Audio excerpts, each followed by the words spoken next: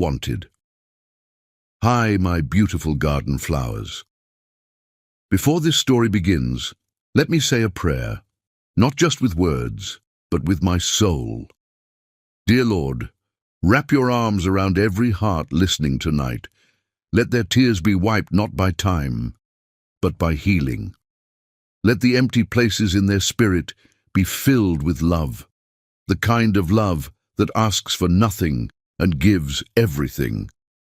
Bless their families, their children, their deepest fears, and may peace enter their home like gentle rain after a long drought. If any of my garden flowers are struggling, send them a silent miracle, one they didn't ask for, but you knew they needed. Tonight we rest in your love. Amen. My sweet family, I worked so hard on this video. I wrote it with my heart in pieces, yet every word I chose was stitched with love. I know something might be different. Maybe my writing isn't as powerful as before. Maybe after my heart issues my voice isn't perfect. But I'm still here, still trying. If you still believe in me, type in the comments, "I'm with Mr. Peter." And please, don't leave the story in the middle. That breaks my heart more than you know. You can also check my previous videos. Over 400 powerful love stories are waiting to be rewatched and rediscovered. They are not just videos. They are memories we built together. I love you, I need you, and I'm nothing without you. Let's rise again, hand in hand, as one family. Flower. Sometimes destiny disguises itself as desperation, and love arrives precisely when you're running from everything else. William Petto stood at the edge of the opulent wedding reception, his grey eyes scanning the crowd like a predator sensing danger. The Grandview Estate's ballroom sparkled with crystal chandeliers and the laughter of Chicago's elite, but all he could focus on was the approaching tempest in designer heels, Brinley Madison, his ex-fiancée, cutting through the crowd with the precision of a heat-seeking missile. 3 years. 3 years since he'd discovered her betrayal, since he'd learned that the woman he'd planned to marry had been feeding his business secrets to her father, his biggest rival. 3 years since he'd built walls around his heart, so fortress high that even he couldn't scale them anymore. "William!"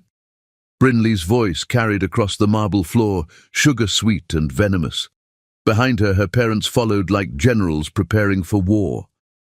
Braden Madison's eyes gleamed with the satisfaction of a man who'd orchestrated this entire encounter. Panic, an emotion William Petto never allowed himself to feel, clawed at his chest. He couldn't face them. Not tonight. Not when the merger with Harrison Tech hung in the balance. Not when one scandal could destroy everything he'd built from the ashes of his mother's unfulfilled dreams. His gaze darted frantically around the room, searching for an escape route when they landed on her. She was crouched beside the fountain in the corner, adjusting her camera lens with the focused intensity of an artist lost in her craft. Her dark skin glowed under the soft lighting, and her natural hair was swept up in an elegant twist that showcased the graceful curve of her neck. She wore a simple black dress that spoke of someone who understood elegance didn't require a designer label, and when she looked up from her camera to capture a candid moment between the bride and groom, her smile was so genuine it literally stopped William's breath. Without thinking, without planning, without any of the calculated precision that ruled his life, William Petto, billionaire CEO, master of the universe, found himself walking toward a complete stranger. "Excuse me," he said, his voice rougher than intended. She looked up, and he was struck by the warmth in her dark brown eyes that held intelligence, humor, and a wariness that suggested she'd learned not to trust easily. "I know this is going to sound insane, but I need you to be my girlfriend for the next 5 minutes." Joanne Jarmer blinked, certain she'd misheard. The man standing before her was devastatingly handsome in the way that made smart women do stupid things. Tall and broad-shouldered, with dark hair that looked like he'd been running his fingers through it, and eyes the color of storm clouds threatening rain. His tuxedo probably cost more than her rent, and everything about him screamed money and power. But there was something else there too, a vulnerability so raw and desperate that it caught her completely off guard. "I'm sorry, what?" she managed, her camera still halfway to her eye. "5 minutes," he repeated, his voice urgent now. "I'll pay you $10,000 to pretend to be my girlfriend for 5 minutes. I know how that sounds, but I'm not crazy, I'm not dangerous, and I'm definitely not propositioning you. I just—" He glanced over his shoulder, and Joanne followed his gaze to see a stunning blonde woman in a dress that probably cost more than Joanne's car, bearing down on them with the determination of a woman on a mission. "Please," he said, and the word was so quiet, so desperate, that it bypassed every logical thought in Joanne's head and went straight to her heart. Joanne Jarmer had always been a sucker for wounded creatures, abandoned cats, injured birds, broken people. It was what her brother Hudson called her fatal flaw. Looking into this stranger's eyes, seeing the genuine panic there, she recognized another wounded soul. But more than that, she saw something that made her hesitate. This wasn't some entitled rich boy used to buying his way out of problems. This was a man who'd been cornered, who was asking for help in the only way he knew how. $10,000, she whispered, her mind racing. That money could cover her rent for 6 months, could pay for the new camera equipment she desperately needed, could give her the financial breathing room she'd been praying for. Cash, tonight, I swear on my mother's grave. The mention of his mother, the reverence in his voice when he said it, sealed the deal. Joanne had lost her own mother 5 years ago, and she recognized that particular brand of grief, the kind that made you invoke the dead when you needed people to believe you were telling the truth. "What's my name?" she asked quickly, her photographer's eye already assessing the approaching threat. "What? If I'm your girlfriend, what's my name?" He looked panicked for a split second. Then his eyes dropped to the camera strap around her neck where her business card was tucked. "Joanne," he said. "Joanne Jarmer." "And you are?" William Petto." She knew that name. Everyone in Chicago knew that name. Petto Industries, tech mogul, youngest billionaire in the city. What the hell was she getting herself into? But before she could change her mind, before rational thought could override the impulse that had already made her decision, she found herself nodding.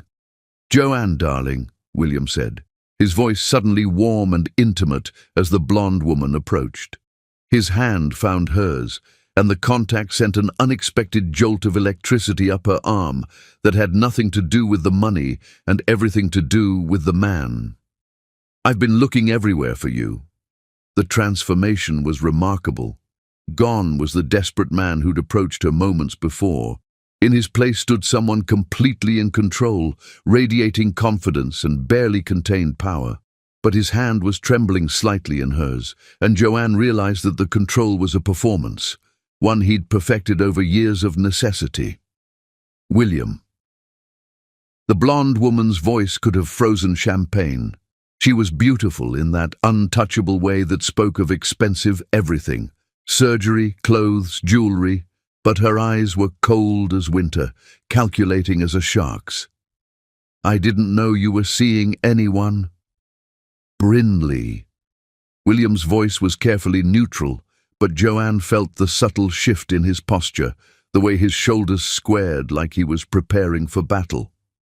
"I'd like you to meet my girlfriend, Joanne Jarmer. Joanne, this is Brinley Madison." Whatever history these two shared, it wasn't pretty. The tension between them was thick enough to cut with a knife. "Girlfriend?" Brinley's perfectly sculpted eyebrow arched. "How unexpected. I don't recall seeing anything about this in the society pages." There was an insult buried in there somewhere, Joanne realized. The implication that someone like her wouldn't rate a mention in the society pages. The assumption that William would only date women who did. The subtle suggestion that she didn't belong in this world of wealth and privilege. Instead of being intimidated, Joanne felt her spine stiffen. She'd spent her entire career fighting to be taken seriously, to prove that her work had value regardless of her background. She wasn't about to let some entitled socialite make her feel small. "We prefer to keep our relationship private," Joanne heard herself saying, stepping closer to William and letting her voice carry just a hint of possessiveness. "Some things are too precious to share with the world, don't you think? Too real to turn into performance." William's hand tightened around hers, and she could feel his surprise at her response, followed quickly by something that felt like admiration. "How long have you been together?"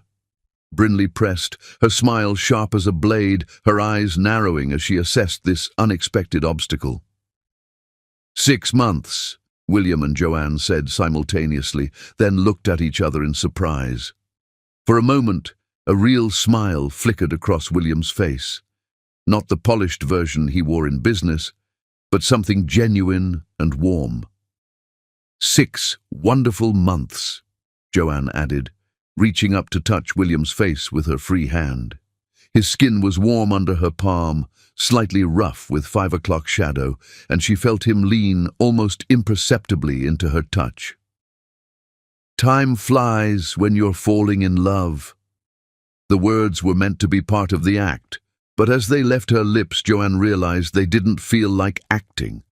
There was something about this man, something beyond his obvious wealth and power, that called to her, something vulnerable and real beneath all that careful control. "Falling in love," Brinley repeated, her voice flat as roadkill. "How romantic. Well, I should let you get back to whatever it is you're doing." "Taking pictures of the wedding," Joanne said smoothly. "I'm a photographer." "Of course you are." The dismissal in Brinley's voice was clear, the implications obvious. Of course the help would catch William's attention. Of course he'd be slumming it with someone so far beneath his usual standards. "Well, enjoy your evening." She glided away, but not before Joanne caught the fury in her eyes, the promise of retribution that sent a chill down her spine. Whatever she'd wanted from William, she hadn't gotten it. And somehow, Joanne knew this wouldn't be the end of it. "Thank you," William said quietly, his hand still holding hers, his thumb absently stroking across her knuckles. "I owe you more than $10,000. "Just 10,000 will be fine," Joanne said, trying to ignore the way her heart was racing, the way his simple touch was making her feel things she had no business feeling for a man she'd known for exactly 7 minutes. "Though I have to ask, what was that about?" William was quiet for a long moment, watching Brinley disappear into the crowd, his expression unreadable. "Ancient history that refuses to stay buried." There was a story there, Joanne realized. A painful one, judging by the shadows that crossed his face, the way his jaw tightened with old hurt. "Are you okay?" she asked softly, and the genuine concern in her voice seemed to surprise him. He looked down at her, and for a moment his carefully constructed mask slipped entirely. She saw loneliness there, and pain, and a bone-deep weariness that spoke of someone who'd been fighting battles for far too long.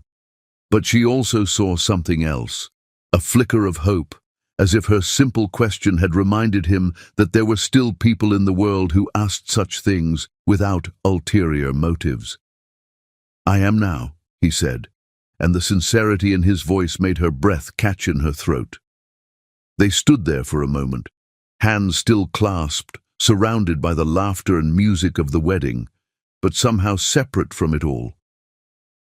Joanne was acutely aware of everything about him, the way he smelled like expensive cologne and something uniquely masculine, the way his thumb was still stroking across her knuckles like he didn't realize he was doing it, the way he was looking at her like she was the most fascinating thing he'd ever encountered. "Your 5 minutes are up," she said finally, though she made no move to pull her hand away from his. "Are they?"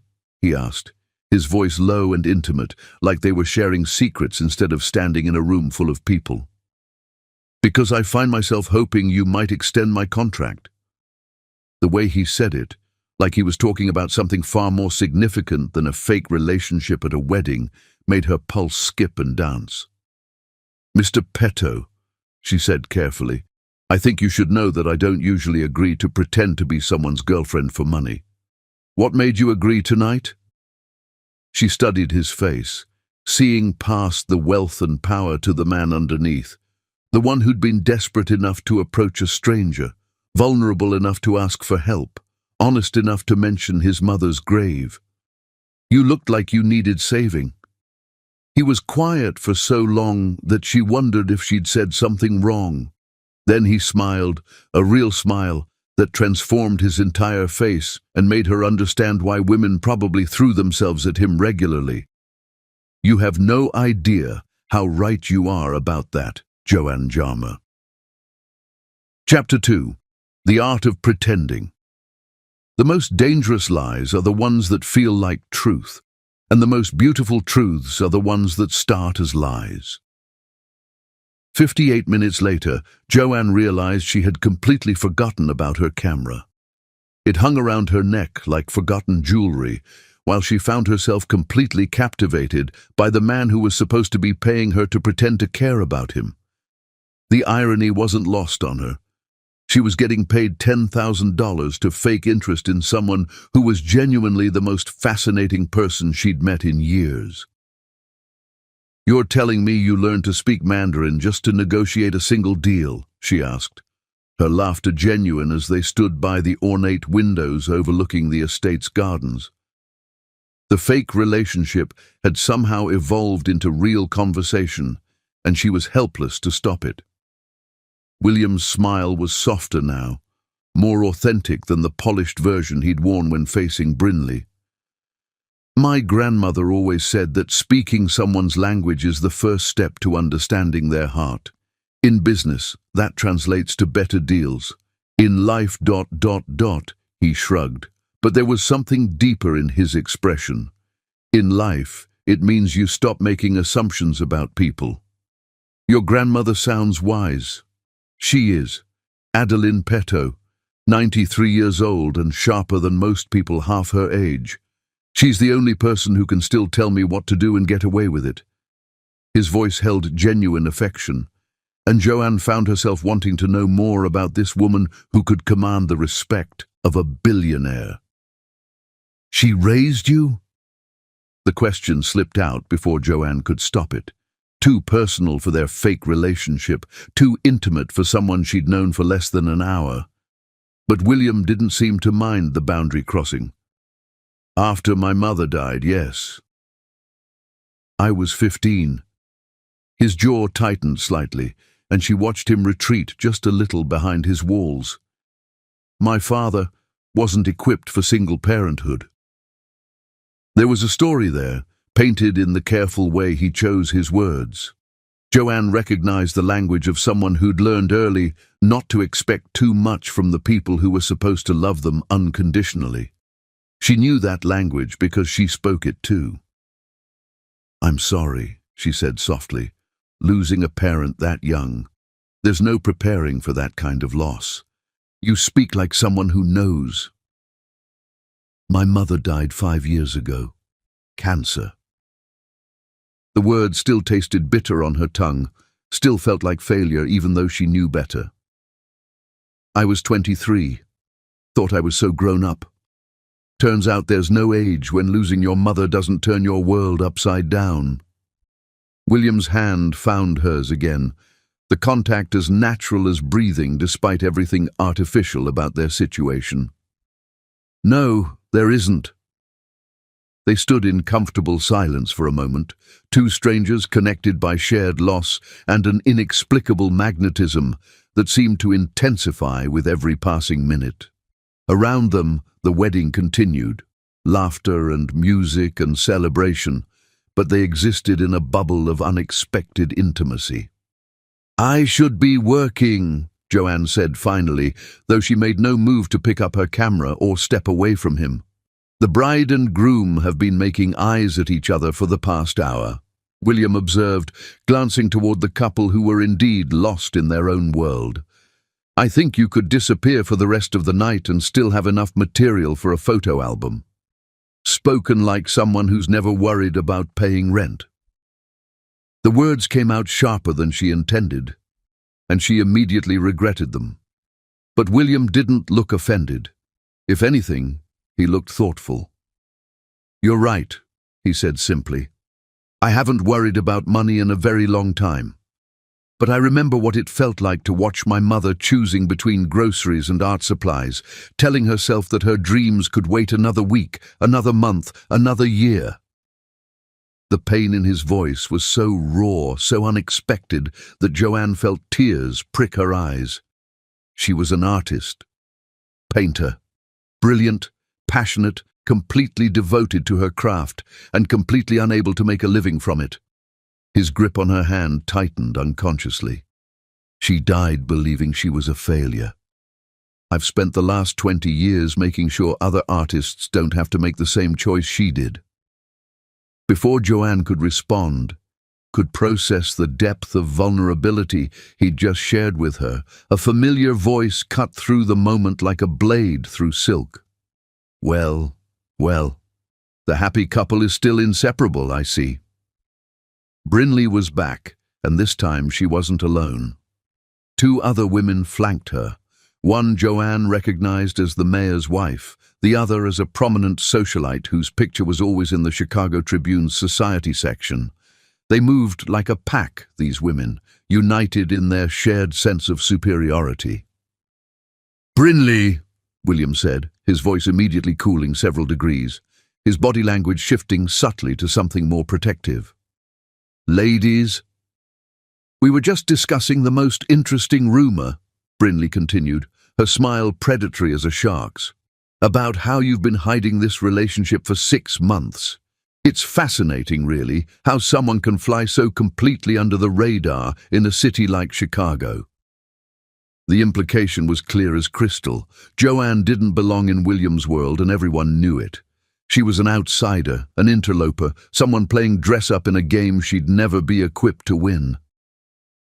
"Some of us prefer substance over spectacle," Joanne said smoothly, stepping closer to William and letting her voice carry just enough steel to make her point.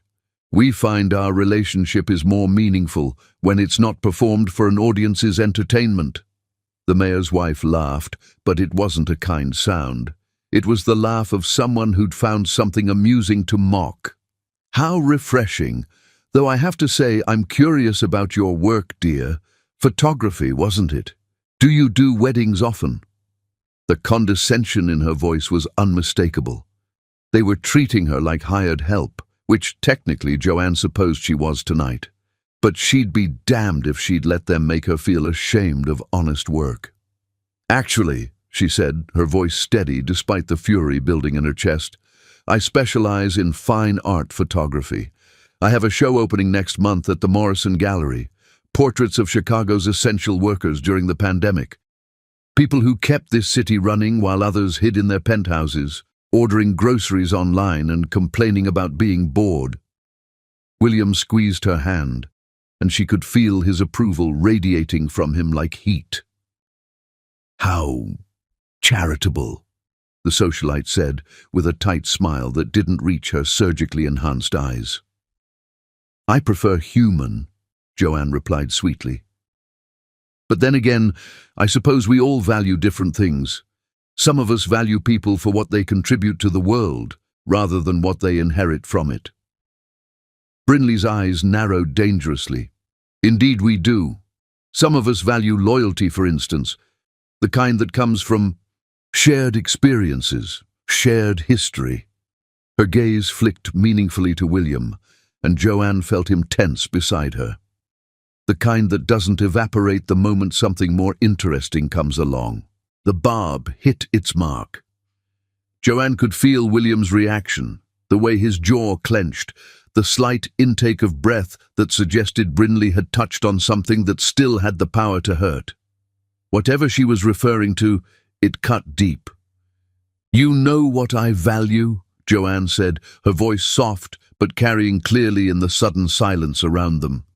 She turned to look directly at William, speaking to him as much as to their audience. "I value a man who treats people with kindness regardless of their bank account, who speaks about his mother with reverence and his grandmother with love, who learns languages not just to make money, but to understand hearts."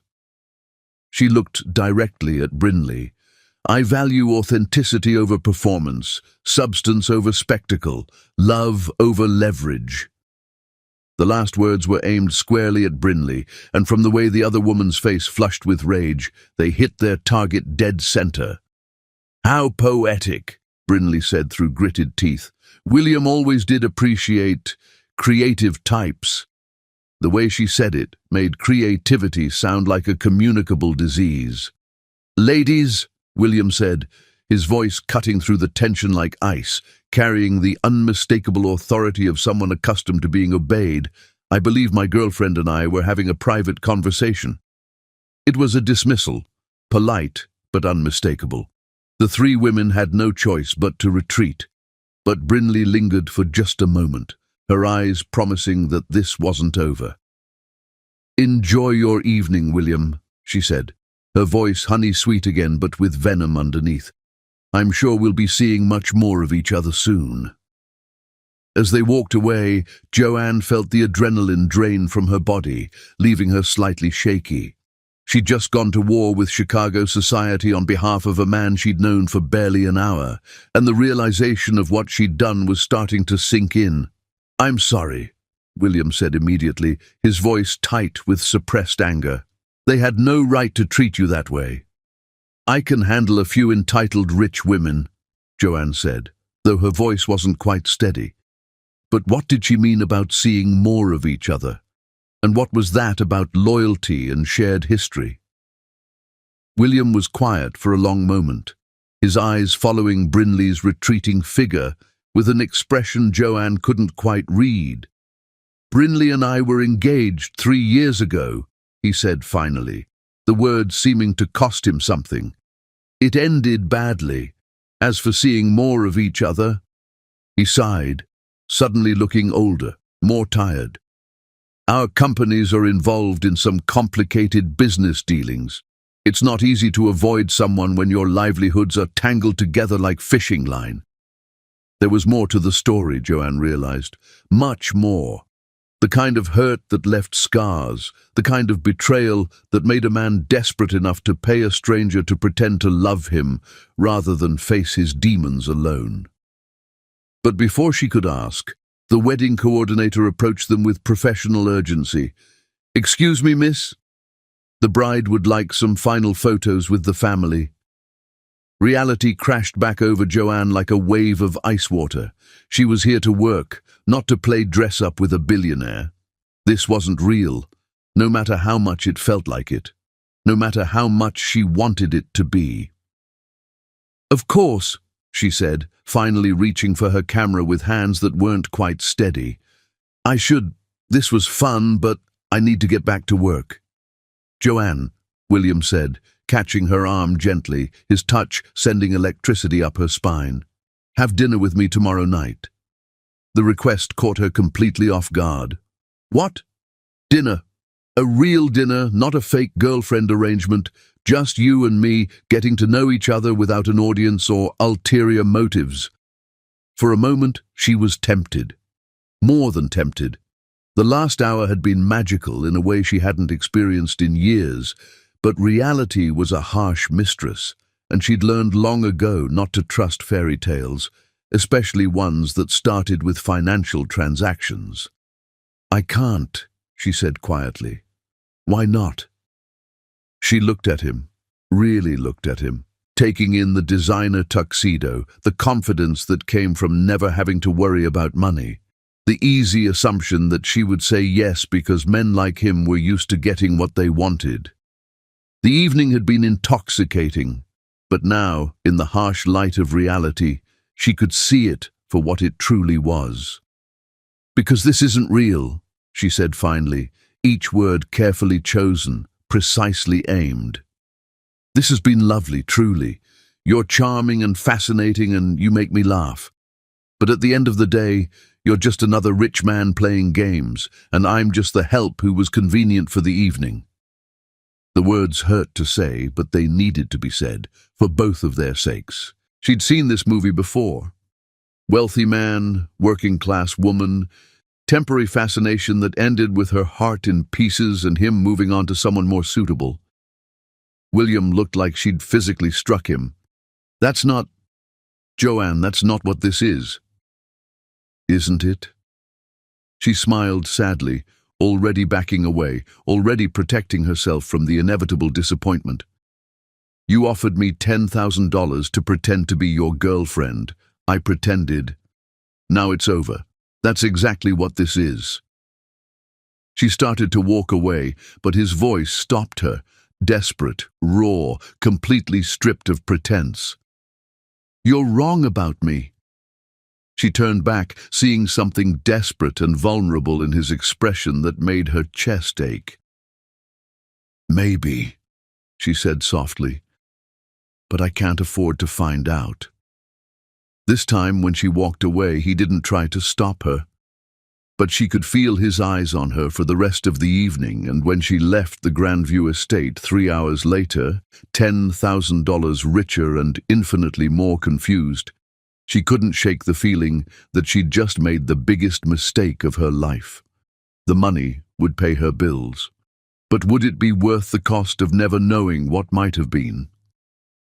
Chapter 3. Canvas of Contradictions. Obsession begins the moment someone becomes impossible to forget, and William Petto had never been a man who forgot anything that mattered. 5 days since the wedding, and William had thought about Joanne Jarmer constantly. He'd calculated it during a board meeting when he should have been focusing on quarterly projections. Instead, he'd found himself remembering the way she'd laughed, the fire in her eyes when she'd defended him against Brinley's attacks, the devastating honesty when she'd called him just another rich man playing games. She was wrong about him. She had to be, which was why he was sitting in his Bentley outside a small art space in Lincoln Park at 9 a.m., reading an article about Joanne Jarmer that Grayson had found. "Local photographer shines light on unsung heroes," read the headline. The article showed Joanne standing next to one of her portraits, a hospital janitor whose face radiated quiet dignity despite exhausted eyes. "I wanted to capture the humanity that kept our city alive when the world stopped," Joanne was quoted saying. "These aren't just essential workers, they're essential humans. They deserve to be seen." William studied the photograph intensely.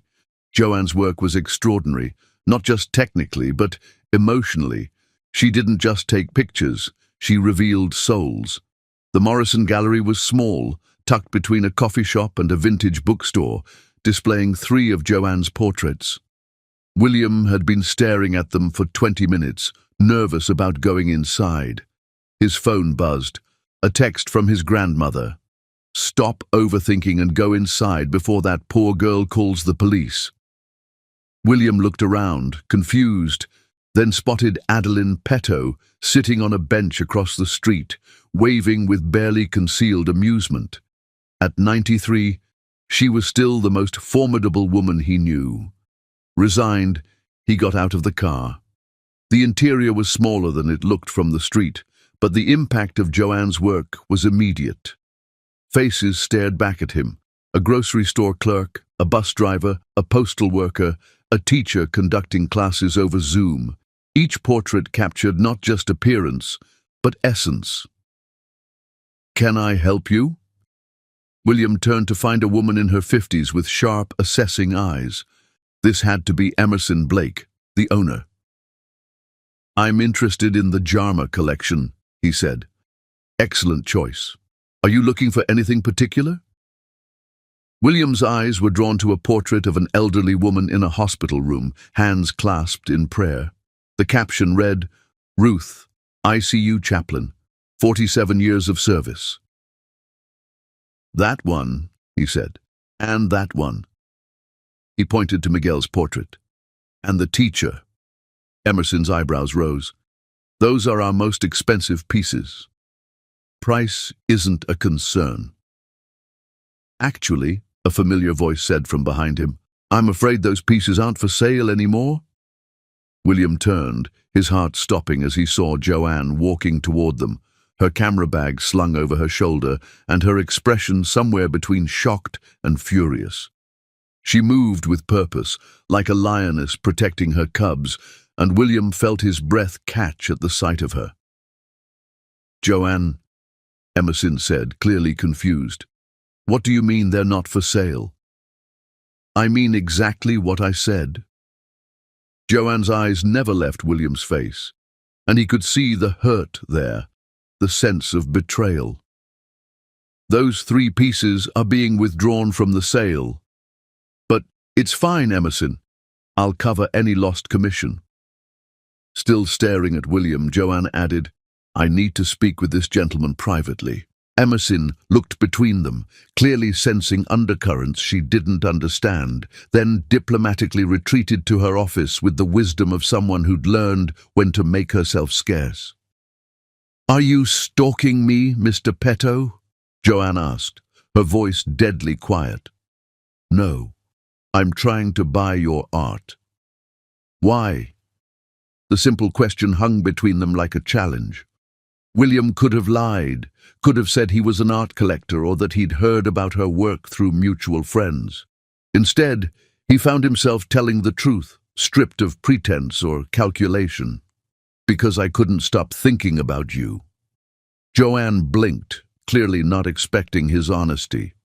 So you decided to, what? Buy my photographs? I decided to see your work. The buying was secondary. He gestured toward the walls around them. I wanted to understand the woman who could see through all the bullshit at that wedding. Who could look at me and know exactly who I was underneath everything else? Something flickered in Joanne's eyes, but her stance remained defensive. That doesn't give you the right to follow me. You're right. It doesn't. William ran a hand through his hair, that tell of nervousness she was beginning to recognize. I'm not handling this well. I'm not used to this. This? Not being able to forget someone. The admission cost him something, and she could see it in the vulnerability that crossed his face. Not being able to go 5 minutes without wondering what you're doing, what you're thinking, whether you meant what you said about me being just another rich man playing games. The raw honesty in his voice made her carefully constructed walls waver dangerously. Mr. Petto, William, please. The way he said it, like her using his first name, mattered more than any business deal, made her chest tighten. William. His name felt strange on her tongue, intimate in a way that made her heart race. What do you want from me? It was a loaded question, and they both knew it.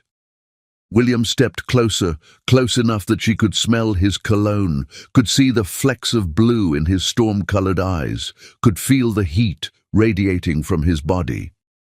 I want to know why you became a photographer.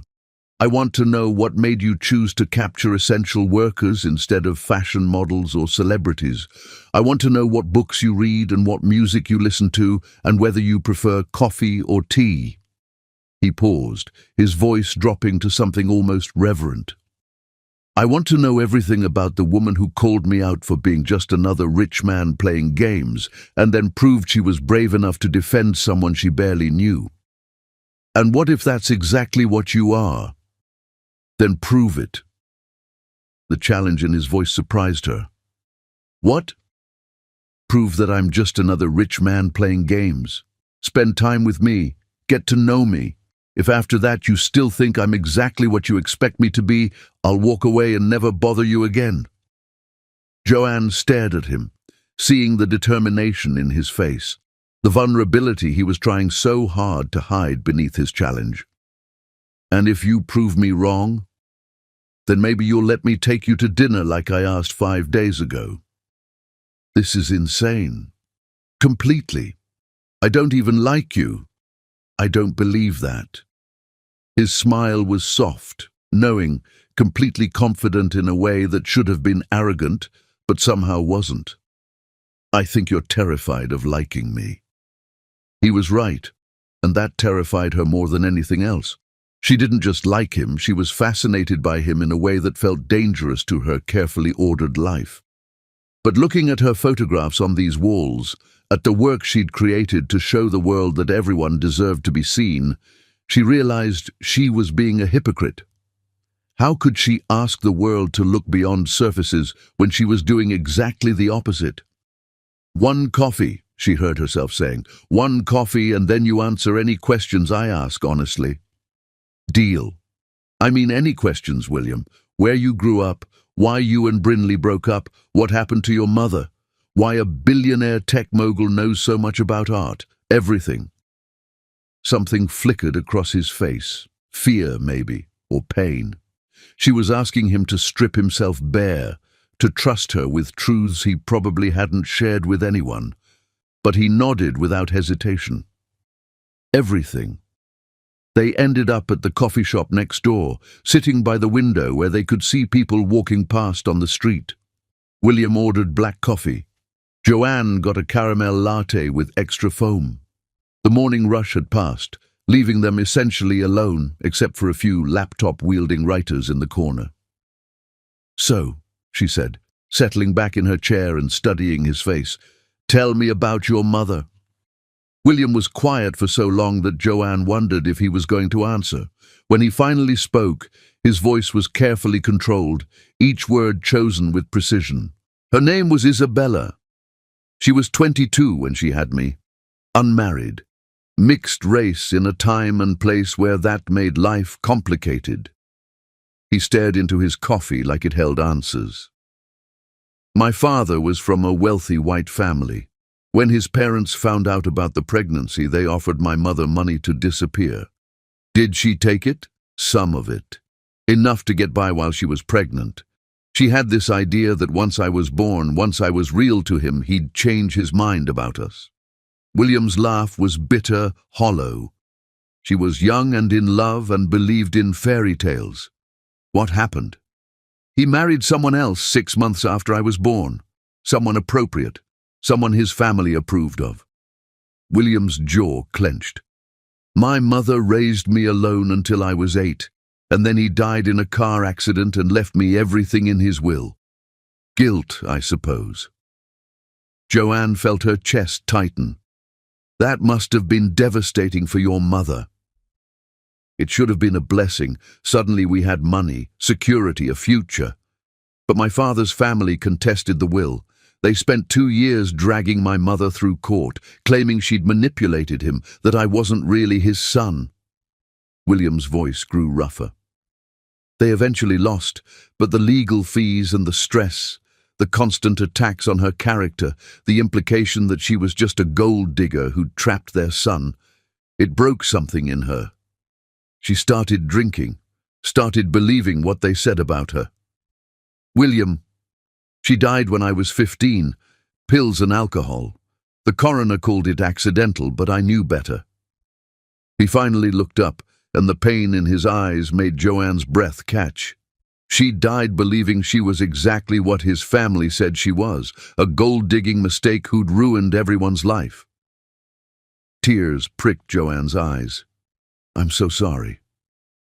I swore that day that I'd never let anyone make me feel powerless again. Money became my armor, success became my weapon, and I told myself that if I never needed anyone, no one could hurt me the way they hurt her. Until Brinley." William nodded grimly. "Until Brinley. I thought I'd found someone who understood that world, who could navigate it without getting destroyed by it. I was wrong. What did she do?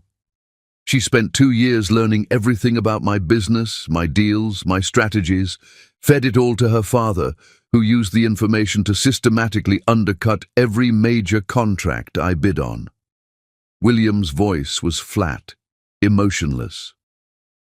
"I found out 3 weeks before our wedding, when one of her emails was accidentally forwarded to me instead of him." Joanne felt sick. "William, that's horrible. The worst part wasn't the betrayal. It was realizing that she was right about me. I had become exactly what I swore I wouldn't, someone who put money and power above everything else. someone who didn't know how to love without leverage. They sat in silence for a moment, the weight of his confession settling between them like a bridge built of shared understanding. "Is that why you offered me $10,000? Joanne asked quietly. "Because you don't know how to connect with people without using money?" William considered the question seriously. "Maybe, probably." He looked at her directly. "But when I asked you to dinner afterward, that wasn't about money. That was about you. What about me? You saw through everything, the money, the power, the performance. You saw me, and you still chose to defend me against Brinley. No one had done that for me since my mother died." Joanne felt her walls crumbling despite every instinct telling her to run. "William, I know I'm damaged goods, Joanne. I know I have trust issues and control issues and probably a dozen other problems you don't want to deal with. But I also know that I haven't been able to stop thinking about you for 5 days, and I've never experienced anything like that before." The honesty in his voice, the vulnerability he was showing her, was overwhelming.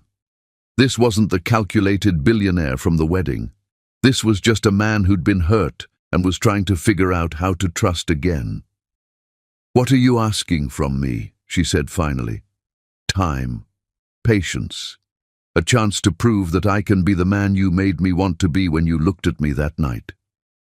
Joanne stared at him, seeing past the expensive clothes and cultivated power to the scared boy who'd lost his mother, the man who'd been betrayed by the woman he'd planned to marry, the person who'd spent so many years protecting himself that he'd forgotten how to let anyone in. "One dinner," she heard herself saying. "One real dinner, where we talk about normal things like favorite movies and childhood pets and whether pineapple belongs on pizza." William's smile was like sunrise breaking through storm clouds. "Does it?" "Absolutely not. And if you say yes, this ends before it starts. Then it's a good thing I'm a purist when it comes to pizza." Despite everything, despite all her reservations and fears, Joanne found herself smiling back. "One dinner, William Petto. Don't make me regret this." "I won't," he said, and the promise in his voice made her believe that maybe, just maybe, she was about to discover that fairy tales could happen to girls like her after all. Chapter 4. Walls Built to Crumble. The most dangerous thing about falling in love isn't the fall. It's the moment you realize you don't want to be caught by anyone else. Joanne had always prided herself on being practical. She bought generic brands at the grocery store, drove a 10-year-old Honda that she maintained herself, and had never owned a piece of clothing that couldn't be washed in a regular machine. So when William texted her the address for their dinner and she found herself standing outside Alinea, the most exclusive restaurant in Chicago, she seriously considered turning around and going home. "This is exactly what I was afraid of," she thought, staring at the understated elegance of the building. "He's trying to impress me with money." Her phone buzzed. "I know what you're thinking. Trust me for 2 hours." She looked up to find William standing in the doorway, wearing dark jeans and a simple button-down shirt instead of his usual designer armor. He looked younger somehow, more approachable, and when he smiled at her, it wasn't the polished businessman smile she'd seen at the wedding. This was something real, nervous, hopeful. "Before you say anything," he said, walking toward her with his hands slightly raised in surrender, "I know this looks like exactly the kind of flashy gesture you accuse me of, but I have a confession to make. I'm listening. I've never actually eaten here. I've been invited dozens of times for business dinners, but I always declined because—" He ran his hand through his hair, that nervous gesture she was coming to recognize as completely genuine, because it felt like something my father would have done. All show, no substance. Joanne studied his face, looking for signs of manipulation, but found only genuine nervousness and something that looked like vulnerability. "Then why tonight?" "Because you said you wanted normal conversation about favorite movies and childhood pets." And because the chef here, David Chen, was one of my mother's closest friends. She used to bring me here when it was just a tiny storefront restaurant before it became famous. He's been asking me to come back for years. The explanation caught her completely off guard. This wasn't about impressing her with expensive food. It was about sharing something personal, something that mattered to him in ways that had nothing to do with money or status. Your mother brought you here? Every year on my birthday until she died, David used to make me a special dessert, chocolate soufflé with raspberry sauce. She'd tell him it was because I was her sweet boy, and he'd roll his eyes and pretend to be annoyed. But he always made it flawlessly. William's voice grew soft with memory. I haven't had chocolate soufflé since she died. Joanne felt her heart clench. William, I called David yesterday and told him I was bringing someone special. He's excited to meet you. William stepped closer, and she could see the vulnerability in his eyes, the fear that she might reject this offering of trust. But if this makes you uncomfortable, we can go somewhere else. There's a great pizza place around the corner where we can argue about pineapple toppings.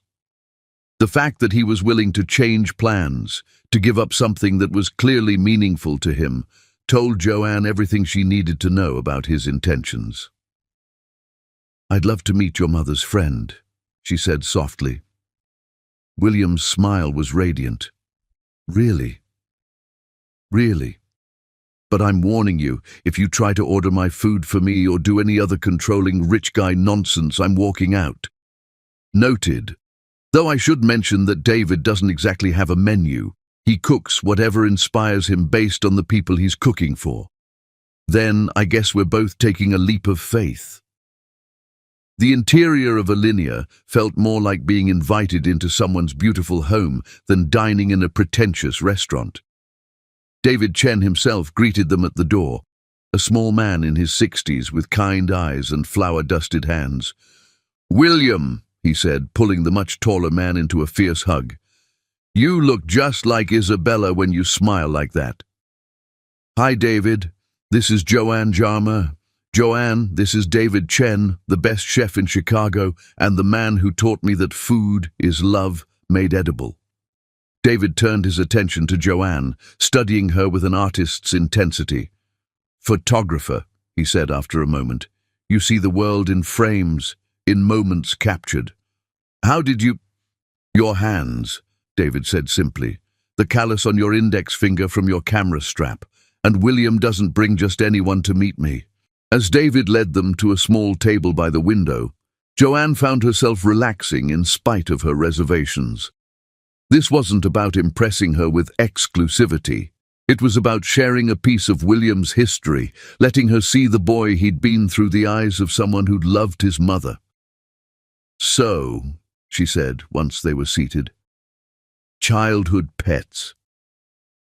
You promised me normal conversation. William laughed, and the sound was lighter than anything she'd heard from him before. You're not going to let me ease into this, are you? Absolutely not. Childhood pets, William Petto, spill. Okay, but you're going to laugh. He took a sip of water, gathering courage like he was about to confess to a crime. I had a goldfish named Warren Buffett. Joanne nearly choked on her wine. You named your goldfish after a billionaire investor. I was 8 and obsessed with the idea of making money so my mother wouldn't have to work 3 jobs. I thought if I named my pet after a successful businessman, some of that success would rub off on me. That's actually kind of heartbreaking. It gets worse. Warren Buffett the goldfish lived for 6 years, practically ancient for a goldfish. I was convinced it was because of his entrepreneurial name. William grinned sheepishly. I gave business advice to a fish, Joanne. I told him about market trends and investment strategies. What did he tell you back? That diversification is key, and that you should never invest in anything you don't understand. He was a very wise fish. Joanne was laughing so hard she had tears in her eyes. I can't believe you just told me that story. Your turn, and please tell me you had a more normal pet than a business-savvy goldfish. I had a cat named Frida Kahlo. After the artist? After the artist. She was this tiny black kitten that showed up at our apartment when I was 12, half-starved and missing part of her tail. My mother wanted to take her to the shelter, but I begged to keep her. Joanne smiled at the memory. I named her Frida because she was beautiful despite her imperfections, and because she had this fierce independence that reminded me of Kahlo's self-portraits. What happened to her? She lived to be 19, spoiled and imperious until the very end. She died 2 months after my mother did, like she was waiting to make sure I could handle being alone. William reached across the table and took her hand, the gesture so natural it felt like breathing. I'm sorry. Losing them both so close together must have been devastating. It was. But it also taught me that I was stronger than I thought, that I could survive losing the things I loved most. The words hung between them, loaded with meaning. William understood that she wasn't just talking about pets and parents, she was talking about her fear of letting herself care about him, her terror of loving someone else she might lose.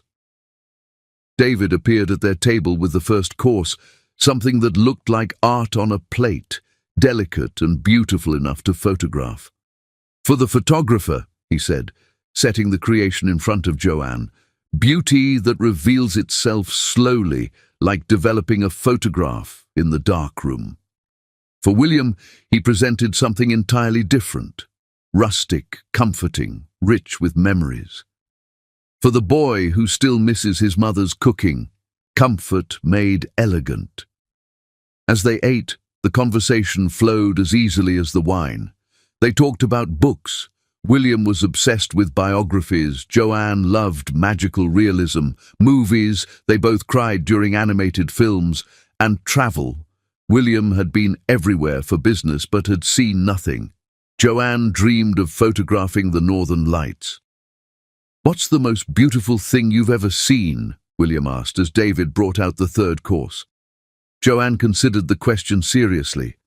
My mother's hands while she was painting. She had these long, elegant fingers, and when she held a brush, it was like watching magic happen. She could create entire worlds with just color and canvas. She was an artist too. Watercolors, mostly. Landscapes and flowers. Nothing groundbreaking but beautiful in its simplicity. Joanne's voice grew wistful. She stopped painting when she got sick. Said she couldn't see the point when she wouldn't be around to finish anything. Do you still have any of her work? One piece. A painting of the lake at sunrise that she did the summer before she died. It hangs in my bedroom. She looked at him curiously. What about you? Most beautiful thing you've ever seen? William was quiet for a long moment, his eyes fixed on her face with an intensity that made her breath catch. You defending me to Brinley at the wedding.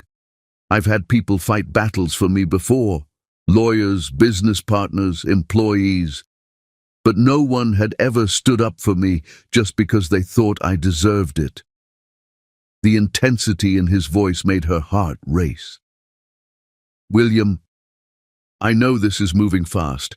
I know you have every reason not to trust me, but I need you to know that this, he gestured between them, isn't a game to me. You're not a game to me. Before Joanne could respond, David appeared with dessert, a chocolate soufflé with raspberry sauce, exactly as William had described. The presentation was exquisite, but more important was the love that had gone into creating it. For the sweet boy, David said with a wink, and for the woman who brought his smile back.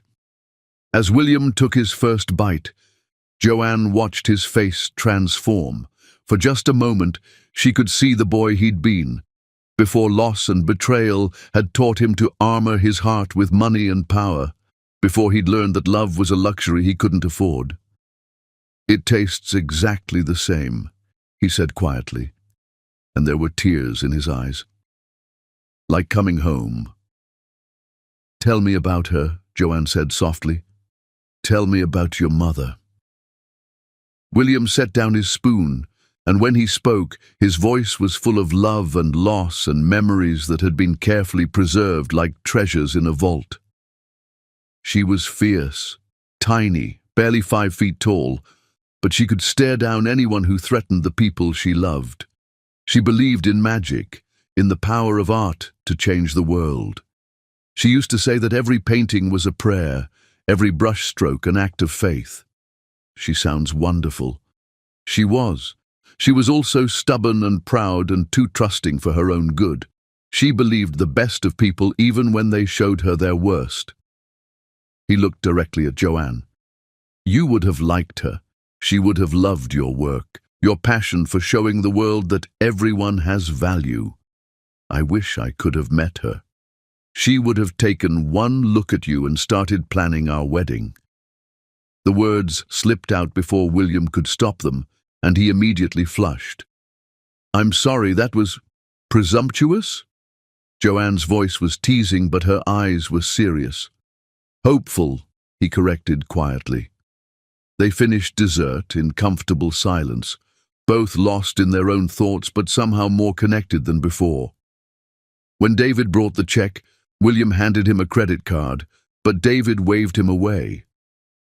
Tonight was my gift, the older man said firmly. Isabella would want this. Outside the restaurant, they walked slowly toward Joanne's car, neither ready for the evening to end. This wasn't what I expected, Joanne admitted.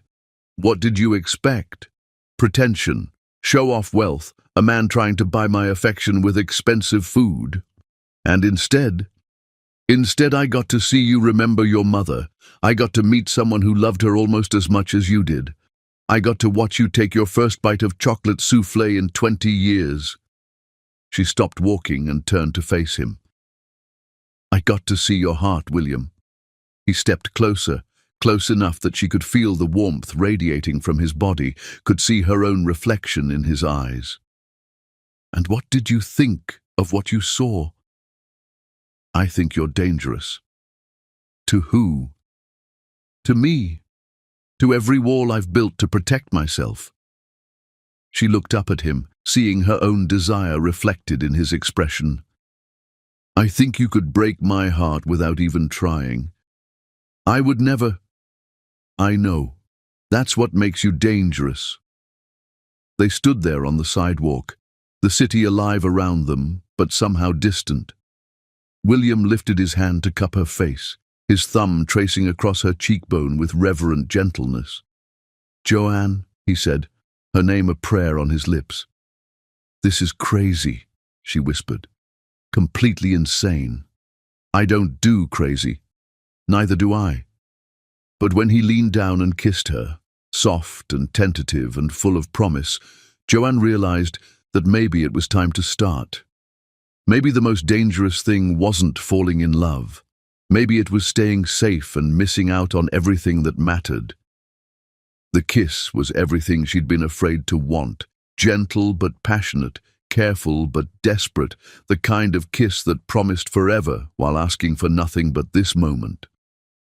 When they finally broke apart, they were both breathing hard, both stunned by the electricity that had passed between them. I should go, she whispered, but she made no move to step away.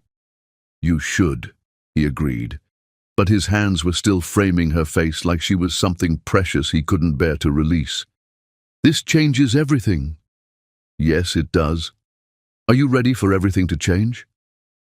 William smiled, and it was the most beautiful thing she'd ever seen. With you, I'm ready for anything. Chapter 5. The Heart's True Colors. Love is the only war where surrender feels like victory until someone reminds you that every battle has casualties. The most beautiful weeks of Joanne's life began with burnt pancakes and ended with her heart breaking in her own living room. 3 weeks of pure magic. That's what Joanne would remember later, when everything fell apart. 3 weeks of William picking her up from work with coffee and pastries from her favorite bakery. Weeks of long conversations that stretched late into the night, of discovering that he read poetry when he couldn't sleep, and that he'd secretly funded 12 art scholarships in his mother's name. Days of falling so completely, so recklessly in love that she forgot to be afraid. She should have remembered that fairy tales always have a villain. Joanne was in her small apartment, editing photos from a recent shoot, when her phone rang. William's name on the screen still made her heart skip, even after all their time together. "Hey," she answered, not bothering to hide the smile in her voice. "Joanne." His voice was different, strained, urgent, hollow in a way that made her stomach drop. "I need to see you. Can I come over?" Something cold settled in her chest like ice forming over water. "What's wrong?" "Just, please. I'll be there in 20 minutes. The line went dead, leaving Joanne staring at her phone with a growing sense of dread.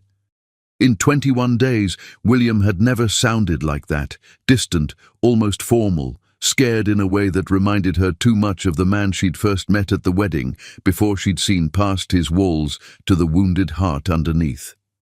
When he arrived, she knew immediately that something fundamental had changed. His usual warmth was replaced by a tension that radiated from his entire body like electricity before a storm. He kissed her forehead instead of her lips, and his hands shook slightly as he pulled away, not from passion, but from barely controlled panic. "Sit down," he said quietly. "Please." Joanne perched on the edge of her couch, every instinct screaming that she didn't want to hear what he was about to say. "Brinley came to see me today," William began, his voice carefully controlled. "She has a proposition." "What kind of proposition?" William ran his hands through his hair. "Her father's company is about to announce a merger with Harrison Tech, the deal I've been working on for 6 months. If it goes through without Peto Industries, I'll lose the biggest contract of my career." Joanne felt the first crack in her heart. "And Brinley is offering to make sure I'm included. Full partnership, guaranteed profits for 5 years. In exchange for what?" William's silence was answer enough. "She wants you back," Joanne said hollowly. "She wants me to announce our engagement at the Harrison Tech Gala next month. A big public declaration that we're reuniting." William finally looked at her, pain devastating in his eyes. "She says it's about business stability, but we both know what it really is. Revenge. She wants to destroy us," William corrected quietly. Joanne felt like she was drowning in ice water. "What did you tell her?" "I told her no. I told her I'd rather lose everything than give up what we have." Relief flooded through her, followed immediately by crushing guilt. "William, you can't lose your company because of me. It's not because of you, it's because of her, because she's a vindictive, manipulative. It doesn't matter why." Joanne stood, pacing to the window, because she needed distance from the pain in his eyes. "If you lose everything, you'll resent me eventually. Maybe not today, maybe not next month, but someday you'll look at me and remember what I cost you. That's not true, isn't it?" She turned to face him, tears threatening but not yet falling. "Your company is your life, William. It's how you honor your mother's memory, how you prove that her sacrifices meant something. It's your legacy, your foundation, your way of making the world better. I can't be the reason you lose that." William stood too, crossing to her in 2 quick strides, his hands reaching for her like she was a lifeline. "Joanne, listen to me." "No, you listen." Her voice was stronger now, fueled by the terrible certainty that she was about to break both their hearts to save his soul.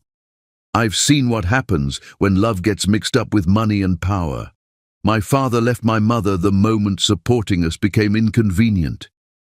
Your father abandoned your mother when his family disapproved. I won't be another casualty in someone else's war." "This is different. Is it?" Because from where I'm standing, it looks exactly the same. A man having to choose between love and everything else he values. William's face went pale as parchment. You think I'd choose money over you? I think you'd choose your mother's legacy over a woman you've known for 21 days, and you'd be right to... The words hit William like physical blows, and she could see each one land, could watch them tear something vital inside him. You don't understand. I understand perfectly. Joanne wrapped her arms around herself, trying to hold the pieces of her heart together long enough to finish this. I understand that this was always going to end. I just thought we'd have more time. Joanne, please, you should go. No. William's voice was fierce suddenly, desperate in a way she'd never heard before. I'm not walking away from this. From us. There has to be another solution. There is. Joanne's voice was barely a whisper, each word cutting her throat like glass. You marry her? Absolutely not. It's just a business arrangement, right? That's what she's offering, a fake engagement for a real partnership. You get your deal, she gets her revenge fantasy, and everyone wins. Everyone except us. There is no us, William. The lie tasted like poison, like everything bitter and wrong in the world. There was never going to be an us. We're from different worlds, and eventually that was going to matter. William stared at her like she'd struck him. You don't mean that. Don't I? Look around, William. Look at my apartment, my life. You're a billionaire who orders wine that costs more than my monthly salary. I take pictures for a living and shop at thrift stores. What did we think was going to happen? I thought we were going to fall in love and figure out the rest together. His honesty shattered what was left of her resolve. The simple truth of it, the genuine belief in his voice, made her want to take back every word she'd just said. But wanting something and being able to survive it were two different things. We did fall in love. That's the problem.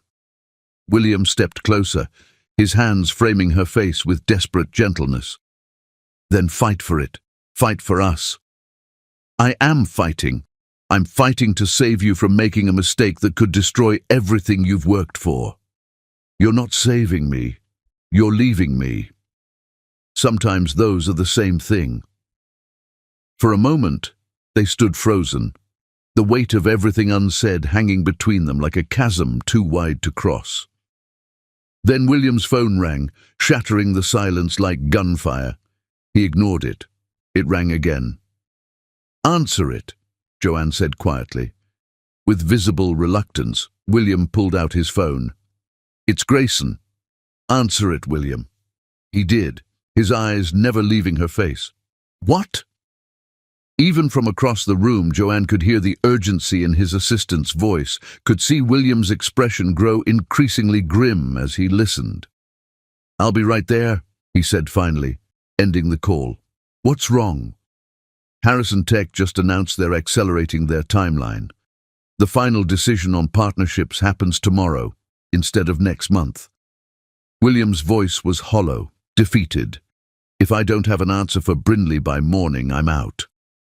The universe, Joanne realized, had a cruel sense of timing. Then you have your answer, she said. Joanne, go, William. Go save your company. Go honor your mother's memory. Go be the man you need to be. What if the man I need to be is the one who chooses you?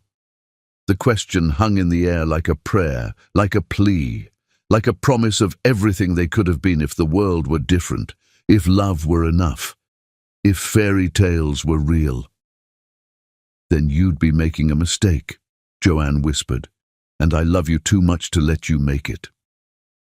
William looked at her for a long moment, memorizing her face like he was trying to capture her in his mind, the way she captured moments with her camera. She could see him trying to find words, trying to find some argument that would change her mind, some solution that would save them both. But they both knew there wasn't one. This isn't over, he said finally. Yes, it is. He walked to the door, then turned back one last time. For what it's worth, these 21 days were the happiest of my life. Mine, too. After he left, Joanne sank onto her couch and let herself cry. For the love they'd found, for the future they'd lost, for the impossible choice that had torn them apart. Outside her window, Chicago sparkled in the darkness. 8 million people going about their lives, unaware that her heart was breaking. Her phone buzzed with a text from Kinsley. "How's Prince Charming?" Joanne stared at the message for a long time before typing back, "He's gone." Gone where? Back to his real life. What happened? Joanne set the phone aside without answering. How could she explain that sometimes love wasn't enough, that sometimes the most loving thing you could do was let someone go even when it destroyed you, that sometimes saving someone meant sacrificing yourself? She walked to her bedroom and stared at her mother's painting, the lake at sunrise, full of hope and possibility. Her mother had believed in love, had trusted it even when it disappointed her. But her mother had also died alone, abandoned by the man who'd promised to love her forever. Joanne wouldn't make the same mistake, even if it killed her to make a different one, even if choosing to protect William from loss meant losing him herself. Even if the price of his happiness was her own heart breaking into pieces too small to ever put back together. Chapter 6. When Shadows Dance. Sometimes the darkest moments are just God's way of teaching us that dawn is worth waiting for, even when we've forgotten how to believe in light. 2 months. 68 days since Joanne had walked out of her own heart and left it bleeding on her living room floor. She'd counted every one. The Morrison Gallery had become her sanctuary and her prison, a place where she could lose herself in work and pretend that the ache in her chest was just exhaustion. Her new series, Invisible Threads, featured portraits of people often overlooked by society. Homeless veterans, elderly nursing home residents, immigrant workers. It was her most ambitious project yet, and Emerson had been thrilled when major art collectors started expressing interest. What Emerson didn't know was that Joanne had been pouring all her heartbreak into her lens, capturing the loneliness and resilience she saw in her subjects because it mirrored what she felt inside. Every photograph was a meditation on loss, on the courage it took to keep going when everything you loved had been stripped away. "You need to eat something that isn't coffee and regret," Kinsley said, appearing at Joanne's shoulder with a sandwich from the deli next door. "And sleep something that isn't 30-minute power naps at your desk. And possibly shower something because you're starting to look like one of your own portraits, beautiful but haunted." "I showered yesterday," Joanne protested, not looking up from the contact sheet she was reviewing. "That was 3 days ago, and dry shampoo doesn't count as personal hygiene." Joanne finally looked up to find her best friend studying her with the concerned expression she'd been wearing for weeks. Kinsley Reed had been Joanne's anchor since college, the free-spirited social worker who could talk anyone into anything and who'd never met a lost cause she couldn't champion. But even Kinsley's irrepressible optimism was being tested by Joanne's determined self-destruction. "I'm fine," Joanne said automatically.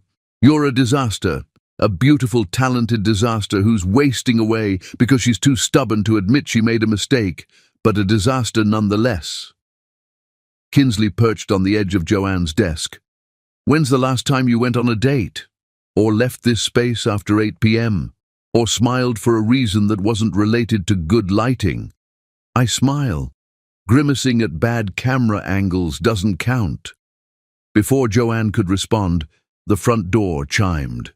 Both women looked up to see a man in an expensive suit walking toward them. Tall, lean, with the kind of easy confidence that suggested he was used to commanding attention without demanding it. "Excuse me," he said, his voice carrying a slight southern accent that immediately put Joanne on guard. "I'm looking for Joanne Jarmer." "That's me," Joanne said, standing warily. "Can I help you?" The man extended his hand with a smile that was probably meant to be charming, but only made her more suspicious. Colton Hayes. I'm William's business partner and, I suppose, his closest friend. Joanne's heart stopped. She hadn't heard William's name spoken aloud in over 60 days, and hearing it now felt like touching a live wire, painful and electric and impossible to ignore. I don't think we have anything to discuss, she said carefully. Actually, we do, but not here. Colton glanced meaningfully at Kinsley, who was listening with barely concealed curiosity. Could we perhaps go somewhere more private? Every instinct told Joanne to refuse, to protect the fragile peace she'd built by avoiding anything connected to William. But something in Colton's expression, a combination of desperation and determination, made her hesitate. 5 minutes, she said finally. There's a coffee shop next door. I'll watch the space, Kinsley offered, clearly hoping to eavesdrop. Take your time. Take all the time you need. Take 5 minutes, Joanne repeated firmly. The coffee shop was nearly empty at 3 in the afternoon. Colton bought them both coffee and led her to a corner table, his movements efficient and purposeful in a way that reminded her painfully of William. How is he? Joanne asked before she could stop herself. Terrible, Colton said bluntly. He's working 18-hour days, sleeping in his office and going through assistants like tissues. Yesterday he fired someone for bringing him the wrong brand of coffee. Joanne's chest tightened. He saved his company, though. The Harrison Tech deal went through. Oh, the deal went through. Peto Industries is more successful than ever, and he's more miserable than I've ever seen him. What about Brinley? Colton's expression darkened like storm clouds gathering. What about her? Didn't they? Joanne couldn't bring herself to say the words, couldn't voice the question that had been tearing at her for months. Get engaged? Hell no. William told her exactly where she could shove her proposition, in terms that were creative, even for him. Colton leaned back in his chair. He chose you, Joanne. He walked away from the biggest deal of his career to choose you. The words hit Joanne like a physical blow, knocking the breath from her lungs. That's impossible. The deal went through.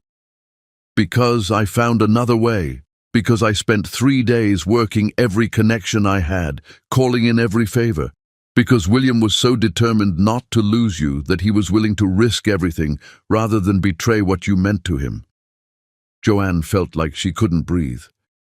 But the announcement, I saw it in the Tribune, Peto Industries' full partnership, happened because of you, not in spite of you, because you made him remember what was actually worth fighting for.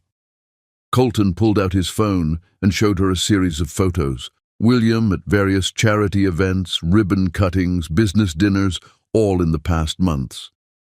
But in every picture, he looked hollow, like a man going through the motions of living without actually being alive. After you ended things, something broke in him, but it also clarified something. He started liquidating personal assets, restructuring the company, taking bigger risks. It was like he decided that if he couldn't have what mattered most, he might as well bet everything on what mattered second most. His mother's legacy. Exactly. And it worked. But Joanne... Colton's voice grew gentle. Success without someone to share it with is just expensive loneliness. Joanne stared at the photos, seeing the pain William was trying so hard to hide from the world. Why are you telling me this? Because he won't. Because he's too proud and too scared and too convinced that you were right to leave. Colton leaned forward again. And because I've known William for 15 years, and I've never seen him the way he was with you, not even with Brinley. How was he with me? Happy, real, like he'd finally figured out who he was supposed to be. Colton's expression softened.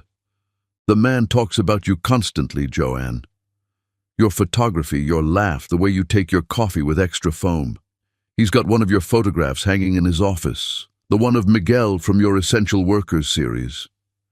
He bought that, anonymously, through 3 different intermediaries, for twice what it was listed for. Emerson probably thinks she has a mysterious new collector. Joanne felt tears threatening. Colton, I'm not asking you to take him back. I'm asking you to understand that the choice you made for him, the choice to protect his career over your relationship, it wasn't the choice he wanted. You decided what was best for him without asking him what he actually valued. The accusation stung because it was true. I was trying to save him from having to choose. You were trying to save yourself from being chosen. There's a difference. Before Joanne could respond, Colton's phone buzzed urgently. He glanced at it and frowned. I have to go. William doesn't know I'm here, and if he finds out... He stood, then paused. There's something else you should know. About the art programs he funds. What about them? It's not 12 scholarships. It's 47. And it's not just scholarships. It's full programs. Art therapy for kids in foster care, supplies for underfunded schools, grants for emerging artists. He's given away more money in his mother's name than most people make in a lifetime. Joanne felt her carefully constructed walls beginning to crumble again. Why are you telling me this? Because you said he'd choose his mother's legacy over love. But here's the thing. You were part of that legacy. The programs he created, the risks he took, the man he became when he was with you, that was all honoring her memory. You didn't compete with his mother's legacy, Joanne. You became part of it. After Colton left, Joanne sat in the coffee shop for a long time, staring at her untouched latte and trying to process everything he'd told her. She'd spent over 2 months convincing herself that she'd done the right thing, that William was better off without her, that love couldn't survive the pressure of his world. But what if she'd been wrong? What if her fear of being abandoned had made her abandon him first? Her phone rang, startling her from her thoughts. Hudson's name appeared on the screen. "Hey, big brother," she answered, grateful for the distraction. "Don't hey, big brother me. I just talked to Kinsley and she's worried about you. Says you've been living like a hermit and looking like death warmed over. I'm fine." "Joe." Hudson's voice was gentle but firm. "What's going on? And don't tell me it's work stress, because I know the difference between your work stress face and your heartbreak face." Joanne found herself telling him everything about William, about the impossible choice, about the past months of trying to convince herself she'd done the right thing. "Jesus, Joe," Hudson said when she finished. "You found a guy who was willing to risk everything for you, and you dumped him to protect him from a choice he didn't want protection from." "I was trying to do the right thing." "No, you were trying to do the safe thing." Hudson's voice was knowing. "Joe, you can't keep running from love because Mom and Dad didn't work out. Not every man is Dad. What if this one does? What if it doesn't? What if you're walking away from the best thing that ever happened to you because you're too scared to believe you deserve it?" That evening, Joanne found herself standing in front of her mother's painting again, studying the way the light touched the water, the hope captured in those gentle brush strokes. Her mother had believed in love, even when it disappointed her. Her mother had created beauty even when her heart was breaking. Her mother had never stopped hoping for sunrise, even in her darkest hours. Maybe it was time for Joanne to start believing in dawn again, too. But first, she had to figure out if William would still be there when she finally found the courage to reach for the light. And more importantly, she had to decide if she was brave enough to try. Chapter 7. The Gallery of Second Chances. Courage isn't the absence of fear. It's loving someone enough to face your demons and believing they might love you enough to fight them beside you. The email arrived at 2:47 a.m. on a Tuesday, destroying Joanne's world in 47 words. Ms. Jama. We regret to inform you that Meridian Holdings is withdrawing funding for the Invisible Threads exhibition due to concerns about market viability and potential reputation risks. The exhibition must close by Friday. We apologize for any inconvenience. Harrison Blake, Investment Director. Joanne stared at her laptop screen, reading the message repeatedly. Meridian Holdings had been enthusiastic just 2 weeks ago, calling it groundbreaking and exactly the kind of socially conscious art that resonates with modern collectors. Now, suddenly, it wasn't viable. Her phone rang at 6:30 a.m. Emerson's voice was strained and furious. "I've been on the phone all night," the owner said without preamble. "Someone got to them. This wasn't a business decision. This was sabotage." "What do you mean?" "Someone with serious influence made pointed calls. Meridian kept mentioning pressure from major stakeholders and concerns about association with controversial subjects." Emerson's voice was bitter. "But your work isn't controversial. Someone made it controversial." Joanne's blood ran cold. "You think someone sabotaged this deliberately?" "I think someone very powerful wanted to hurt you and found the most devastating way to do it." Emerson paused. "The question is, who did you cross badly enough to warrant this kind of retaliation?" But Joanne already knew. There was only one person with the resources and the motivation to destroy something this important to her. Only one person who would see crushing Joanne's dreams as the most exquisite revenge for William's rejection. Brinley Madison. By noon, the art world was buzzing with news of the sudden cancellation. Joanne's phone rang constantly. Other owners expressing sympathy but carefully distancing themselves, collectors withdrawing interest in her work, journalists asking for statements about the controversy that had apparently materialized overnight. What controversy? Joanne wanted to scream. The controversy of photographing people society preferred to ignore? The controversy of treating homeless veterans and undocumented workers like human beings worthy of artistic representation? But she knew it wasn't really about the art. It was about William. Kinsley found her at the space that afternoon, sitting on the floor surrounded by photographs she was packing into boxes with mechanical precision. "This is bullshit," Kinsley announced, settling down beside her friend. "Complete and utter bullshit." "It's business," Joanne said flatly, wrapping a portrait of an elderly man named Thomas who cleaned office buildings at night to support his grandchildren. "Sometimes these things just don't work out." "Don't give me that corporate speak. We both know this is personal." Joanne looked up from the photograph, seeing her own exhaustion reflected in Kinsley's concerned face. "Knowing doesn't change anything.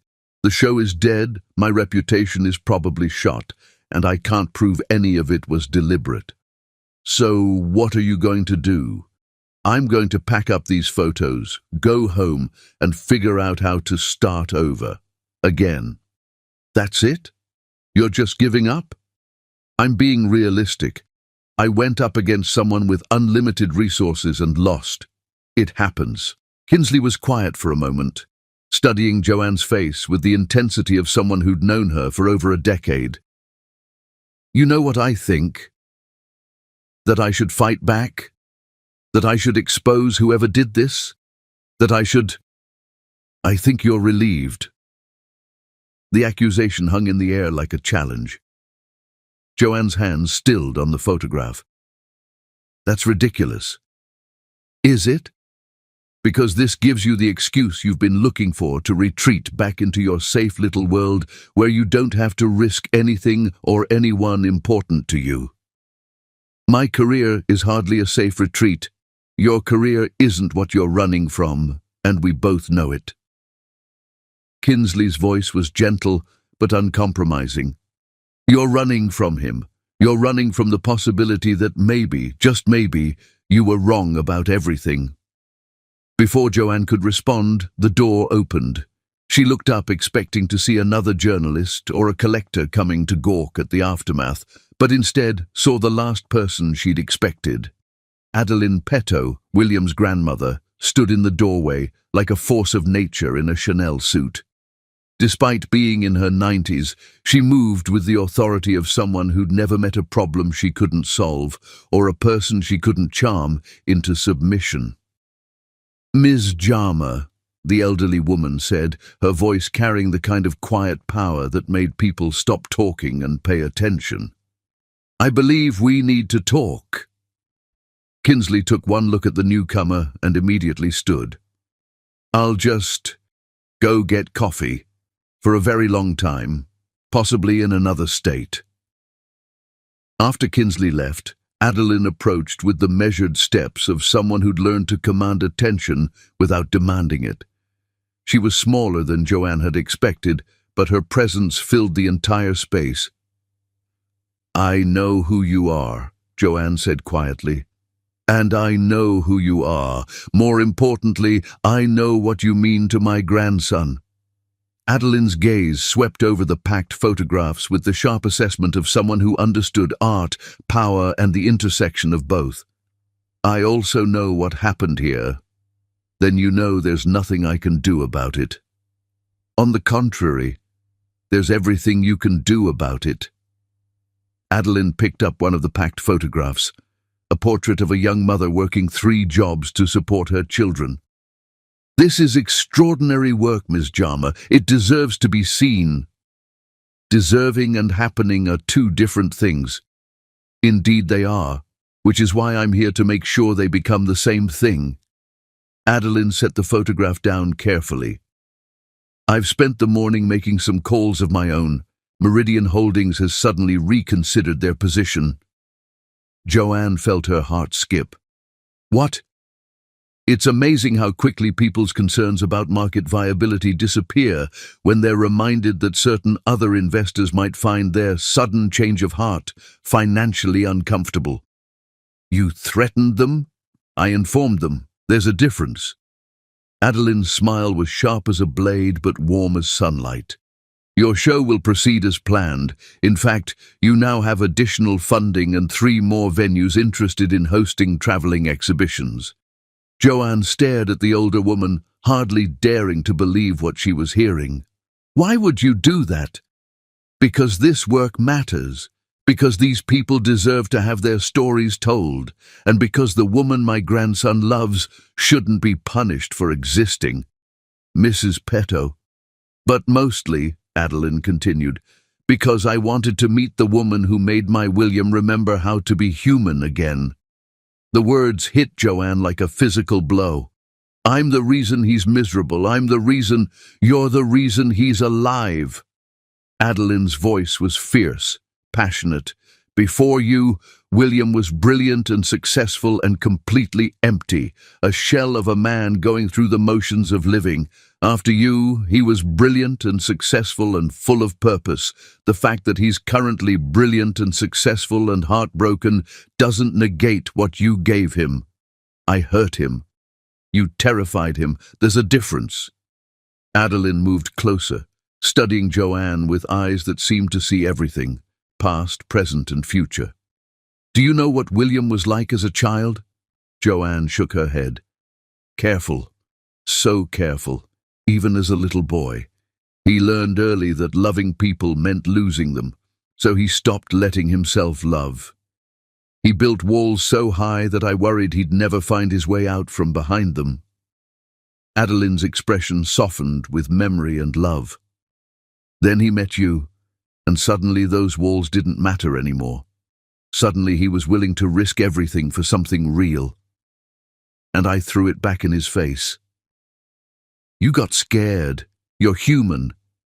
The question is, what are you going to do now?" Joanne looked around the space, at the photographs waiting to be unpacked, at the second chance she was being handed by this remarkable woman who had no reason to help her except love for her grandson. "I don't know if he'll forgive me." "There's nothing to forgive. There's only love to reclaim if you're brave enough. What if I'm not? What if I'm too damaged, too scared, too human?" Adeline's laugh was warm, full of understanding. My dear girl, we're all damaged. We're all scared.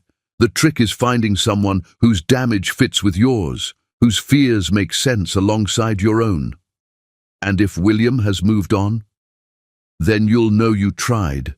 But Joanne, Adeline reached out and took her hand. He hasn't moved on. He's waiting. He's been waiting for over 2 months for you to realize what I figured out the moment I heard about you. What's that? That you're not the woman who's going to break his heart. You're the woman who's going to teach him it was worth risking in the first place. That evening, as Joanne carefully unpacked her photographs and began preparing for a show that was back from the dead, she found herself thinking about second chances and the courage it took to believe in them.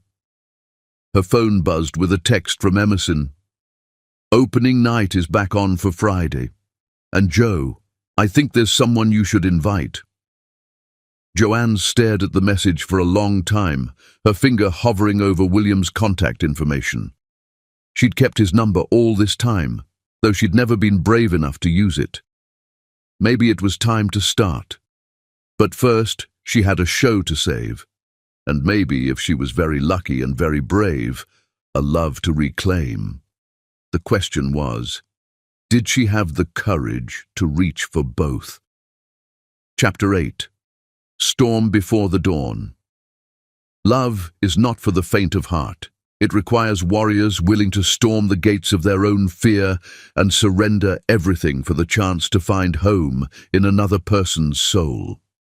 The opening night of Invisible Threads was everything Joanne had dreamed it would be, and nothing like she'd expected it to feel.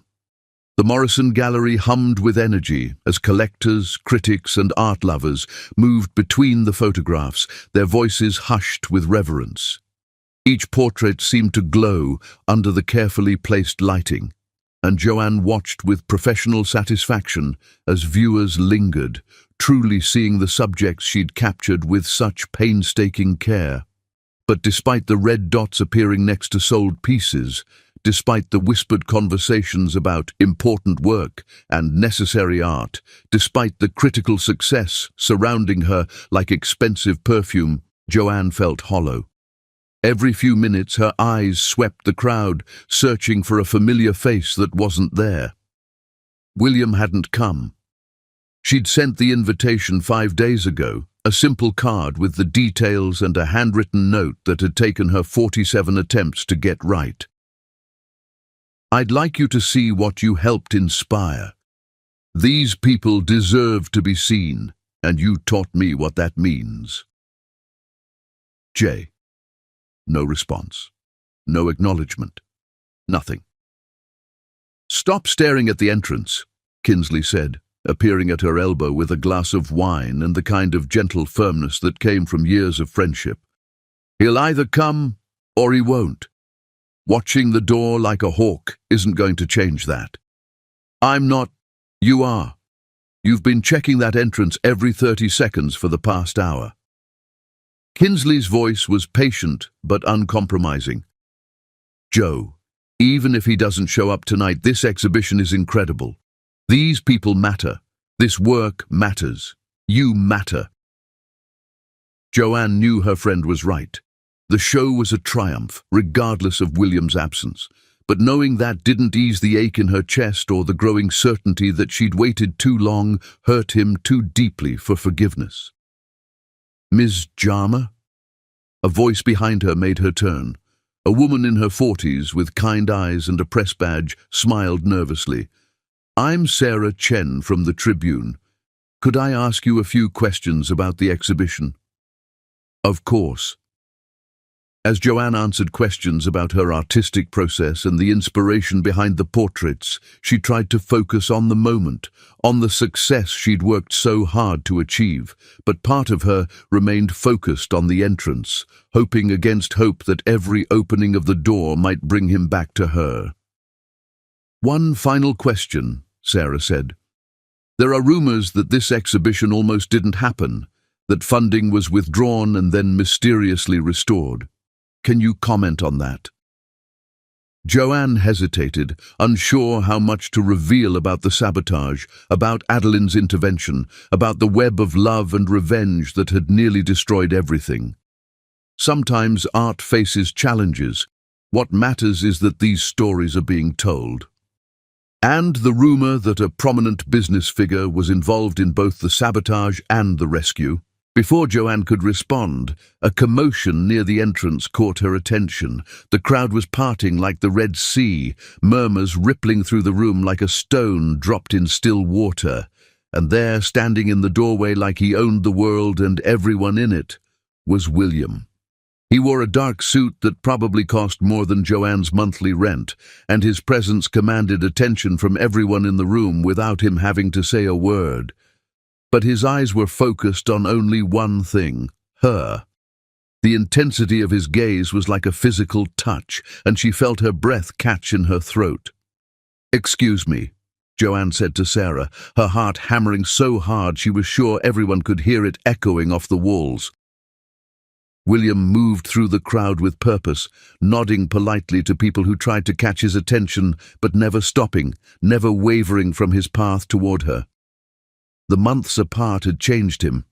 He was leaner, sharper somehow, but there was something in his eyes that hadn't been there before, a kind of settled determination that made her pulse race. When he finally reached her, they stood for a moment in silence, the noise of the opening fading to background static as the world narrowed to just the two of them. "Your work is extraordinary," he said finally, his voice carefully neutral, but carrying undercurrents she couldn't quite read. "Thank you for coming." "I almost didn't." The honesty in his admission made her breath catch. "What changed your mind?" "Curiosity, I suppose. I wanted to see what was worth destroying my company for." The words could have been cruel, but his tone was thoughtful, almost wondering. "I wanted to see what you'd created from all that pain." Joanne felt her chest tighten. "William, don't." His voice was quiet but firm, stopping her before she could launch into the apology she'd been rehearsing for days. "Don't apologize. Don't explain. You made your choice over 2 months ago. I respect that choice, even if I don't understand it." The words hit like a slap, but she forced herself to stand her ground. "It wasn't that simple." "Wasn't it?" William stepped closer, and she could see the months of pain etched in the lines around his eyes, the weight he'd lost, the careful control he was exerting over every word. "You decided I wasn't worth the risk. You decided my feelings didn't matter as much as your fear. That seems fairly simple to me." "That's not what happened." "Then tell me what did happen. Tell me how the woman who stood up to Brinley to defend a stranger could turn around and abandon that same man when things got complicated." The accusation was fair and devastating. Around them, the opening continued, but Joanne felt like they were alone in a bubble of hurt and longing and words that should have been said months ago. "I was trying to protect you," she said quietly. "From what? From choosing for myself?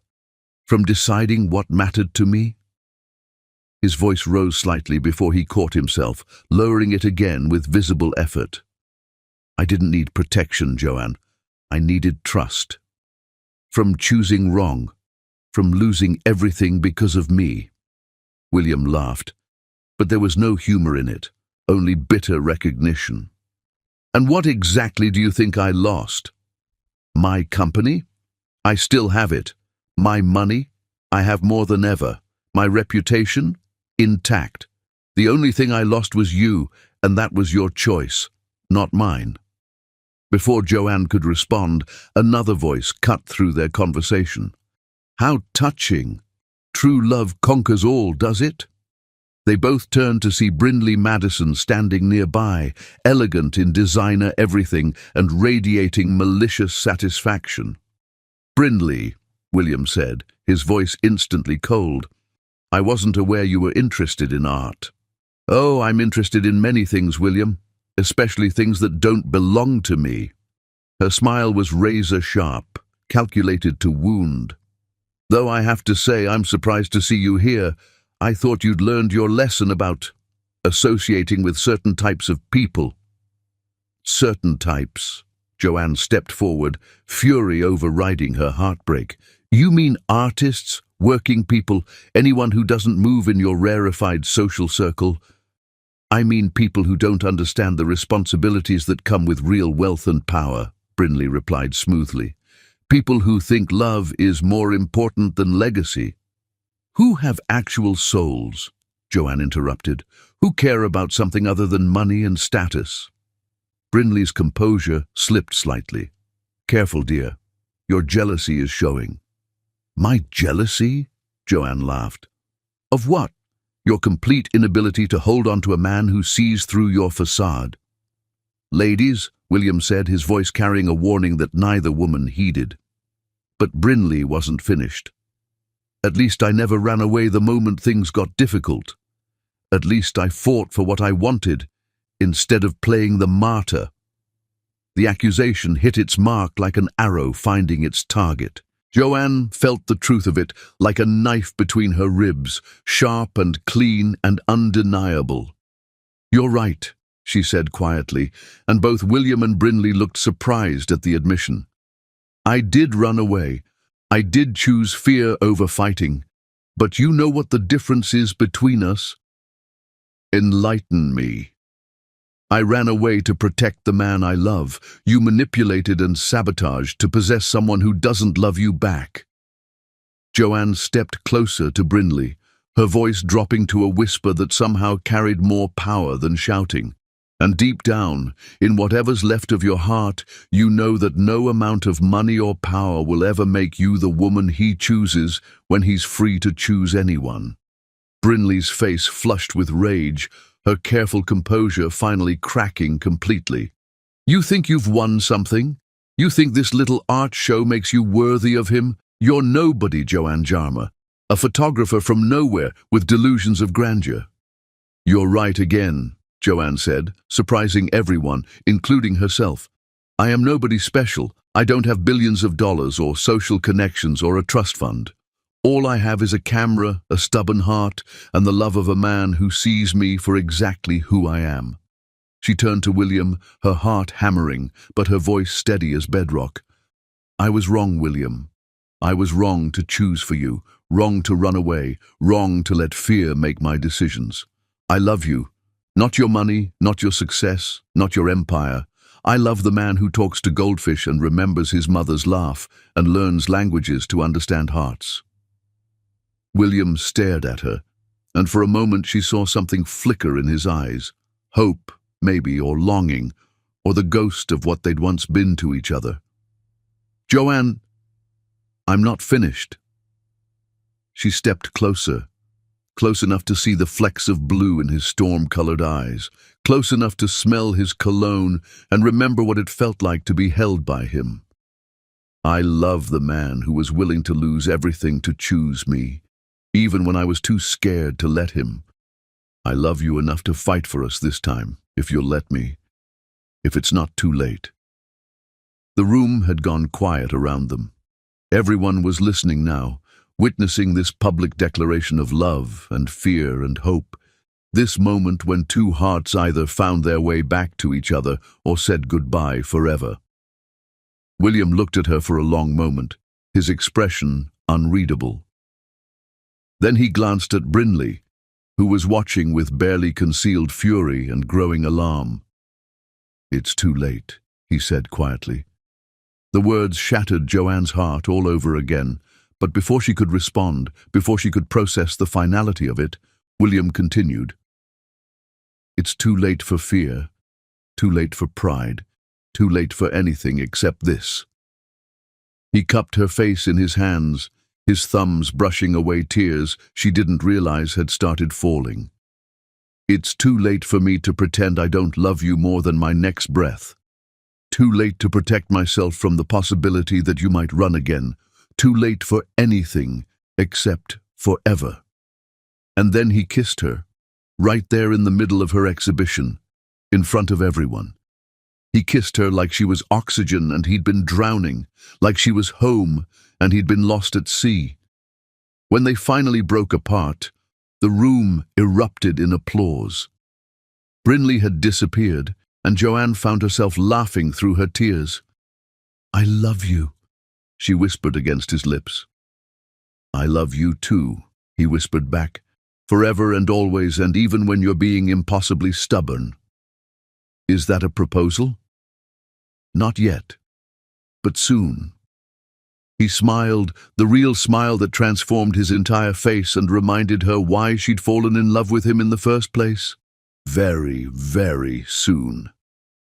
As the crowd gradually returned to viewing the portraits, William and Joanne stood together among the faces of invisible people who'd been given voice through her lens, both of them finally visible to each other in all their flawed, fearful, magnificent humanity.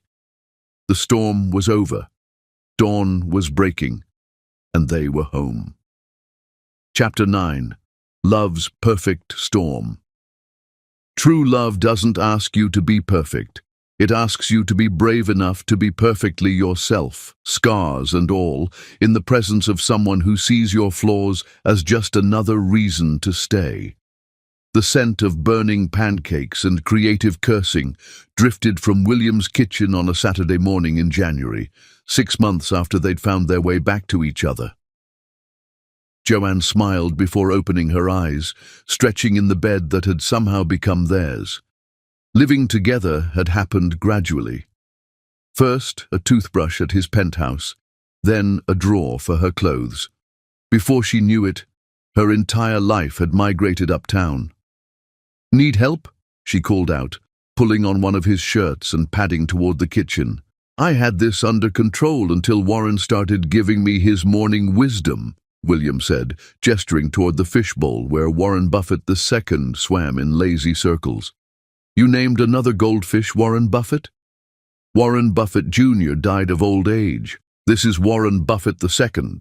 He's showing even more promise than his predecessor. Very wise about market trends." Joanne laughed, wrapping her arms around his waist. "You're completely insane." "Insanely in love with you," he replied, turning in her arms. "Good morning, beautiful." "Good morning, terrible cook." "David called," William said, scraping ruined pancakes into the trash. "He wants to cater our engagement party." "We're having an engagement party?" William went very still. "We're having an engagement if you say yes." Joanne's heart stopped. Actually stopped. She was sure of it because the world went silent, except for the sound of her pulse thundering in her ears. "William!" He reached into the drawer beside the stove and pulled out a small velvet box, his hands trembling slightly. "I know this isn't romantic," he said, voice unsteady. "I know I'm standing here half naked with burnt pancakes and a goldfish as my witness, but I can't wait anymore, Joanne. I can't spend another day without knowing you'll be mine forever." The ring was simple and stunning, a solitaire diamond that caught the morning light. But more beautiful was the expression on William's face, vulnerable and hopeful, and so full of love it took her breath away. "Joanne Jarmer," he said, dropping to one knee on the kitchen floor, "will you marry me? Will you let me love you for the rest of our lives? Will you help me be the man your love makes me want to be?" "Yes," she whispered, tears streaming down her face. "Yes, yes, absolutely yes." The ring slid onto her finger perfectly. William stood and kissed her, spinning her around the kitchen while Warren Buffett II watched approvingly. "I love you," William murmured against her lips. "I love you too. But we're definitely ordering takeout for breakfast. Deal." But their peaceful morning was interrupted by William's phone buzzing insistently on the counter. Grayson's name appeared on the screen, and William frowned. "It's Saturday," he said, as if his assistant might have forgotten. "Answer it," Joanne said, recognizing the look of someone whose work never truly stopped. "It might be important." William sighed and picked up the phone. "This better be life or death, Grayson." Joanne could hear the urgency in his assistant's voice, even from across the kitchen, could see William's expression growing increasingly serious as he listened. "When?" William asked sharply. How bad? No, don't do anything until I get there. I'll be in the office in an hour. He hung up and ran his hands through his hair, that gesture of stress she'd learned to recognize. What's wrong? Joanne asked. There's been a data breach at one of our partner companies. It could affect millions of users, including ours. I have to… Go, Joanne said immediately. Handle it. I'll be here when you get back. William looked torn, glancing between his phone and her face. But we just got engaged. We should be celebrating, planning… We have the rest of our lives to celebrate, she said, reaching up to cup his face. Right now, people need you to fix this. Go be the brilliant CEO I fell in love with. He kissed her hard, grateful and desperate. I don't deserve you. Lucky for you, love isn't about deserving. It's about choosing each other every day, even when one of you has to leave to save the digital world. 6 hours later, William returned to find Joanne curled up on the couch with her laptop, editing photos while Warren Buffett II provided silent commentary. How bad was it? She asked, looking up from her screen. Bad, but contained. We'll have to do a full security overhaul, rebuild some systems from scratch, but we caught it before any actual user data was compromised. He collapsed next to her on the couch, exhaustion evident in every line of his body. I'm sorry. Our engagement day, and I spent it dealing with corporate disasters. Our engagement day, Joanne corrected, closing her laptop and curling up against his side. And you spent it protecting people. That's exactly the kind of man I want to marry. William was quiet for a long moment, his arms tightening around her. Sometimes I worry that this life, the demands, the crises, the way work can consume everything, isn't fair to you. William, she pulled back to look at him directly. Do you remember what you told me the night we met? About speaking someone's language being the first step to understanding their heart. He nodded. I understand your language now. I understand that protecting your company isn't about money or power. It's about honoring your mother, taking care of the people who depend on you, building something that matters. I'm not marrying William Petto the billionaire. I'm marrying William Petto, the man who talks to goldfish and burns pancakes and carries the weight of other people's livelihoods on his shoulders because that's who he is. And you're okay with that? With the crazy hours and the constant pressure and the fact that sometimes the world will demand I choose between you and everything else? Joanne smiled, thinking of all the times she'd watched him agonize over decisions. All the late nights she'd fallen asleep to the sound of him on conference calls with international partners, all the moments she'd seen him put other people's needs before his own. I'm okay with it, because you'll never have to choose. I'll be right there beside you every step of the way. That's what partners do. The engagement party David catered was elegant and intimate, held in the garden of Adeline's estate 2 weeks later.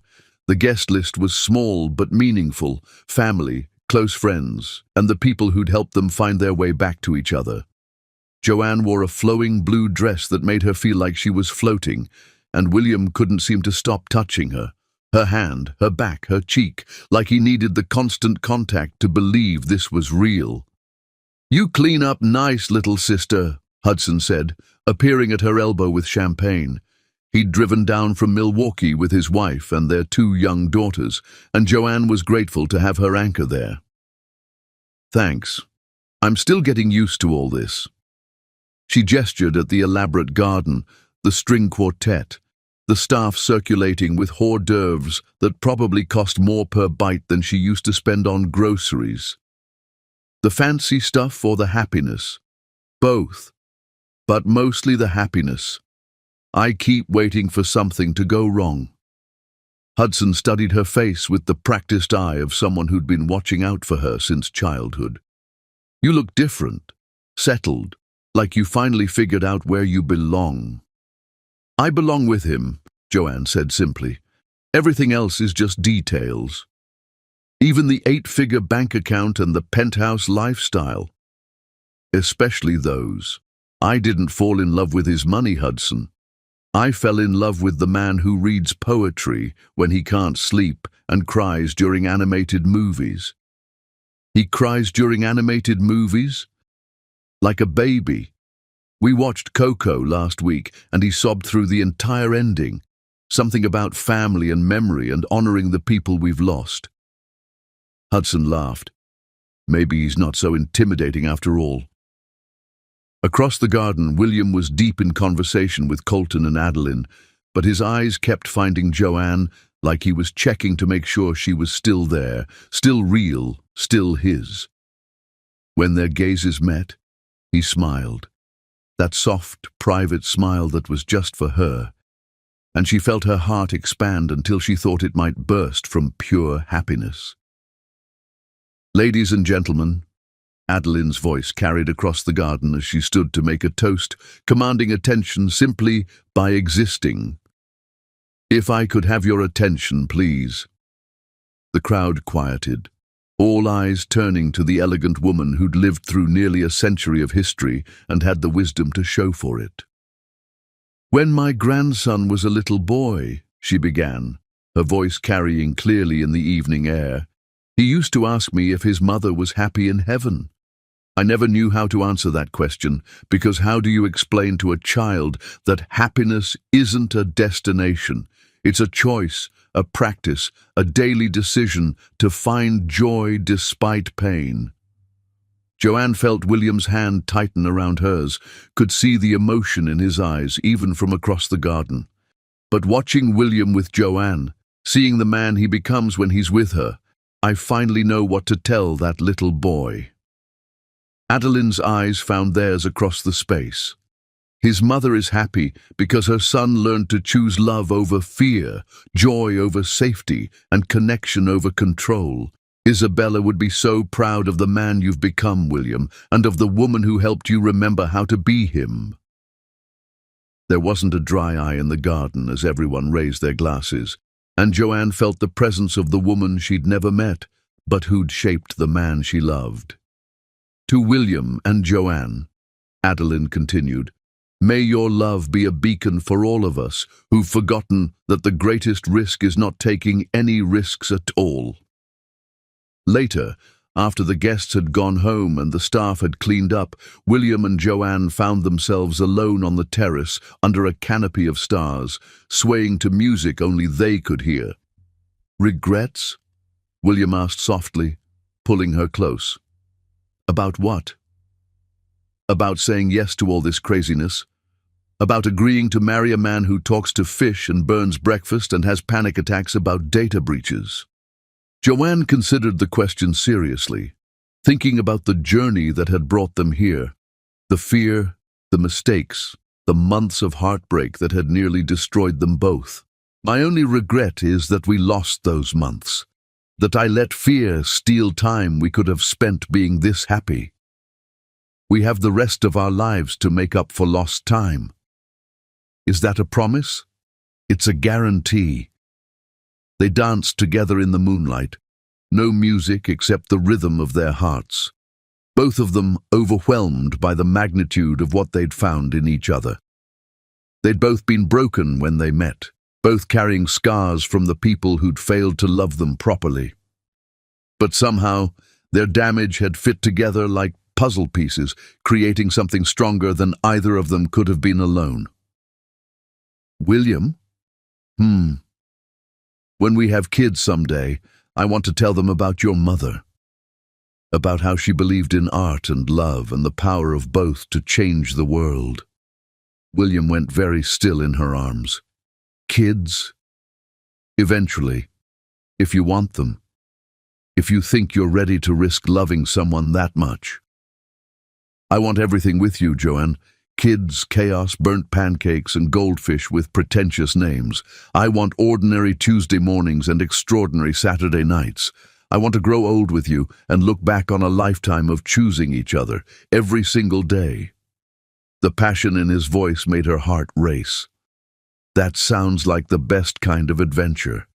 Even when I'm 90 and still burning breakfast. Especially then. Though maybe by then Warren Buffett the 20th will have taught you some cooking tips.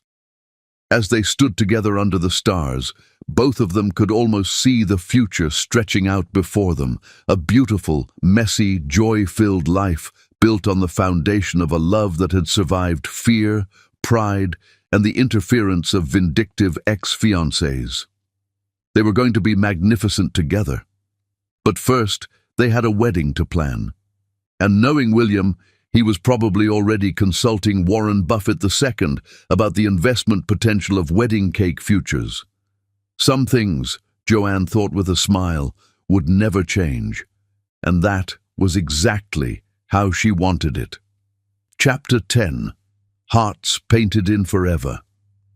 Forever begins with a single I do, but it's built one magnificent, ordinary, extraordinary day at a time, painted in moments so precious they feel like prayers answered. The morning of their wedding, Joanne woke up in her old apartment for the last time. Tomorrow, she would officially be Mrs. William Petto, sharing his name, his home, his beautifully chaotic life. Now she felt nothing but pure, radiant anticipation. Kinsley burst through the door at 7 a.m. with coffee, pastries, and enough nervous energy to power half of Chicago. "Today's the day," she announced. "Are you ready to become a billionaire's wife?" "I'm ready to become William's wife," Joanne corrected. "The billionaire part is just an interesting bonus feature." The day passed in organized chaos. Hair, makeup, photographs, last-minute adjustments to the dress that had belonged to William's mother, a vintage creation in ivory silk that Adeline had preserved for 30 years. When Joanne first tried it on and it fit perfectly, they'd all taken it as a sign from Isabella herself. "You look like a goddess," Hudson said when he arrived to walk her down the aisle. Her big brother, who'd driven from Milwaukee in his best suit, had tears in his eyes. "Mom would be so proud, Joe. So incredibly proud." "Don't make me cry before the ceremony," Joanne warned, but her own eyes were misty with emotion. "Too late for that. You've been crying happy tears all morning." He was right. She'd been emotional all day, not from nerves, but from the overwhelming gratitude of a woman who'd almost let fear steal her greatest blessing.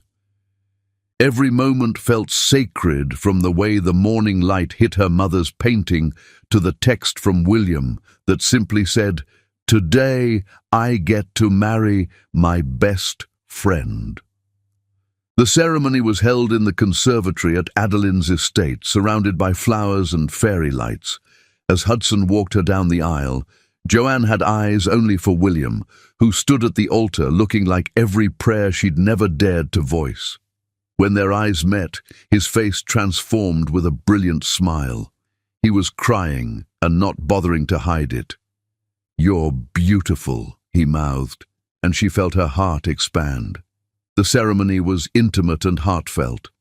Adeline served as William's best woman, while Kinsley stood as Joanne's maid of honor, crying almost as much as the groom.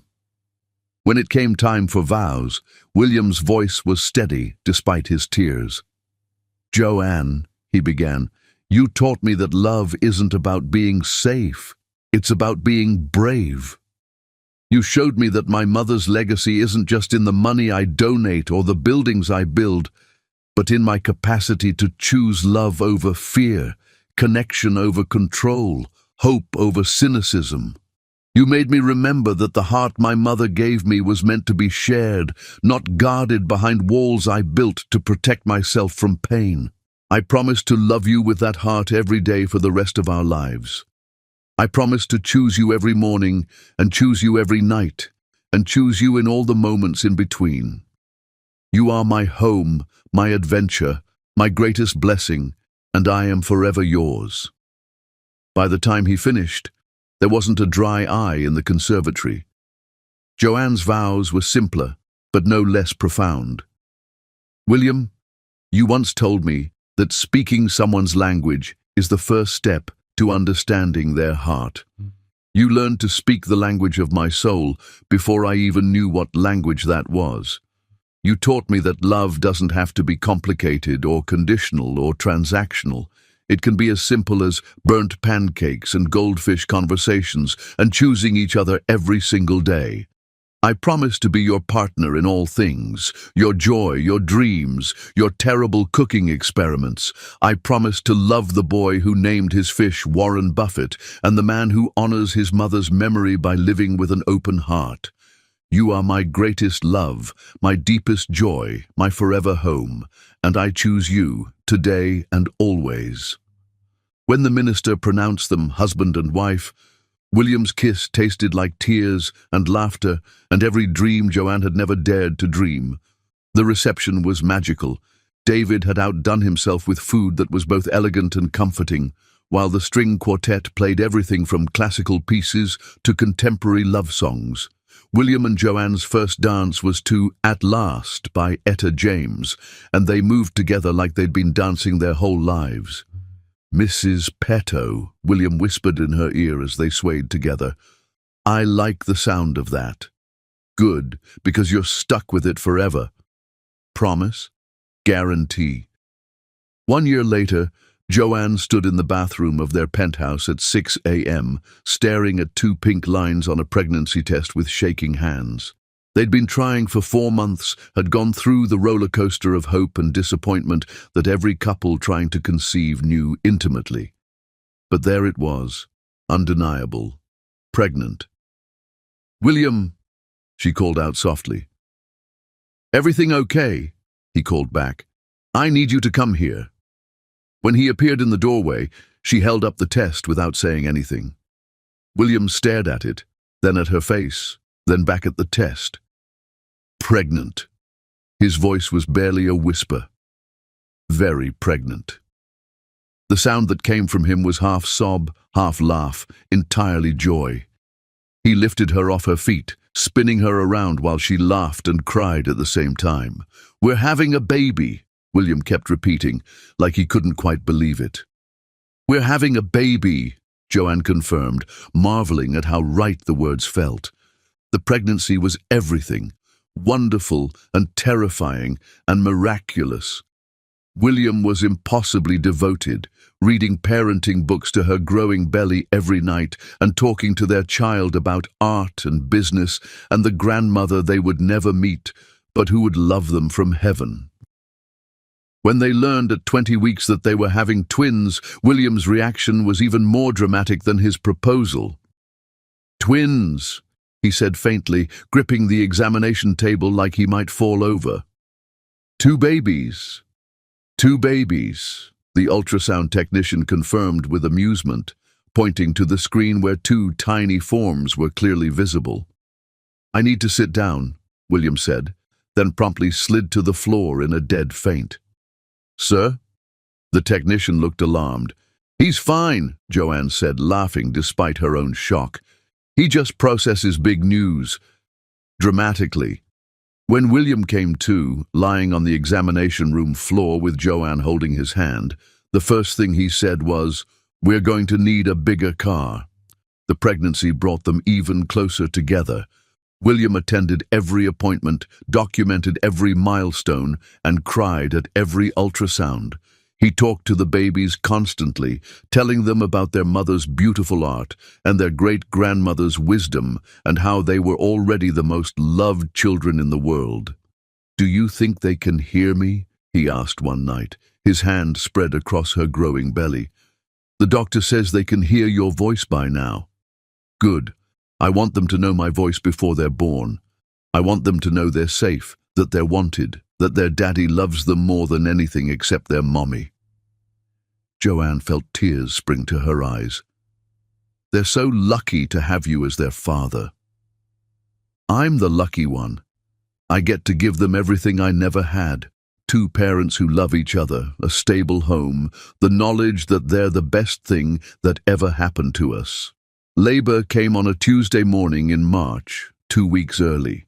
Joanne's water broke while William was in the shower, and for a moment she just stood there in the kitchen, marveling at the fact that after 9 months of waiting, their babies had decided that Tuesday morning was the day.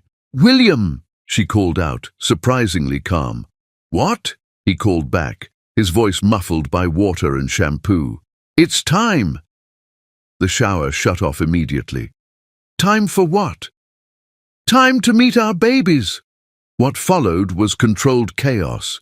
William getting dressed while calling the doctor, the hospital, and Grayson, while Joanne breathed through contractions and tried not to laugh at her husband's beautiful panic. The birth was long and difficult, but ultimately triumphant. After 14 hours of labor, their son emerged first, purple and screaming and flawless. William sobbed so hard the nurses were concerned. "He's stunning," he kept saying through his tears. Their daughter followed 28 minutes later, quieter but just as magnificent, with tiny fists and her father's grey eyes. "Isabella and Gabriel," Joanne whispered, when the nurses placed both babies on her chest. They'd chosen the names months ago. Isabella for William's mother, Gabriel because it meant God's strength. William reached out with trembling fingers to touch each tiny hand. "Hi, babies," he whispered. "Hi, Isabella. Hi, Gabriel. I'm your daddy, and I love you so much already." When the twins wrapped their small fingers around his, William lost it completely. He cried like his heart was breaking and mending at the same time. "Thank you," he whispered to Joanne. "Thank you for giving me everything I never knew I needed. Thank you for teaching me that love multiplies," she whispered back. "It doesn't divide." 8 months later, their penthouse was gloriously chaotic. There were baby swings and toys everywhere, and Warren Buffett II had been relocated to a larger tank to accommodate the increased household traffic. Joanne sat in the nursery, painting while the twins napped, her first new work since they were born. It was a portrait of their little family, William reading to the babies while she worked, all of them bathed in golden afternoon light. "That's stunning," William said softly from the doorway. "It's us," she said simply. "It's everything." He wrapped his arms around her from behind, both of them looking at their sleeping children. Isabella with William's dark hair, Gabriel with Joanne's expressive eyes. "I love our life," William said quietly, "even when Isabella screams for 2 hours straight. Especially then. Even when we haven't slept more than 4 hours straight in 8 months. He kissed the top of her head. "This is everything I never let myself dream of having." Joanne leaned back against his chest, marveling at how far they'd come from that desperate moment at a wedding when he'd offered her $10,000 to pretend to love him for 5 minutes. Now she loved him for free, forever, with their whole beautiful life ahead of them. As the sun set over Chicago, William and Joanne held each other and watched their sleeping children, knowing that this was just the beginning of their forever. They had love. They had family. They had everything that mattered, wrapped up in this moment of quiet joy. Their fairy tale was real, their love was eternal, and their hearts were painted in forever.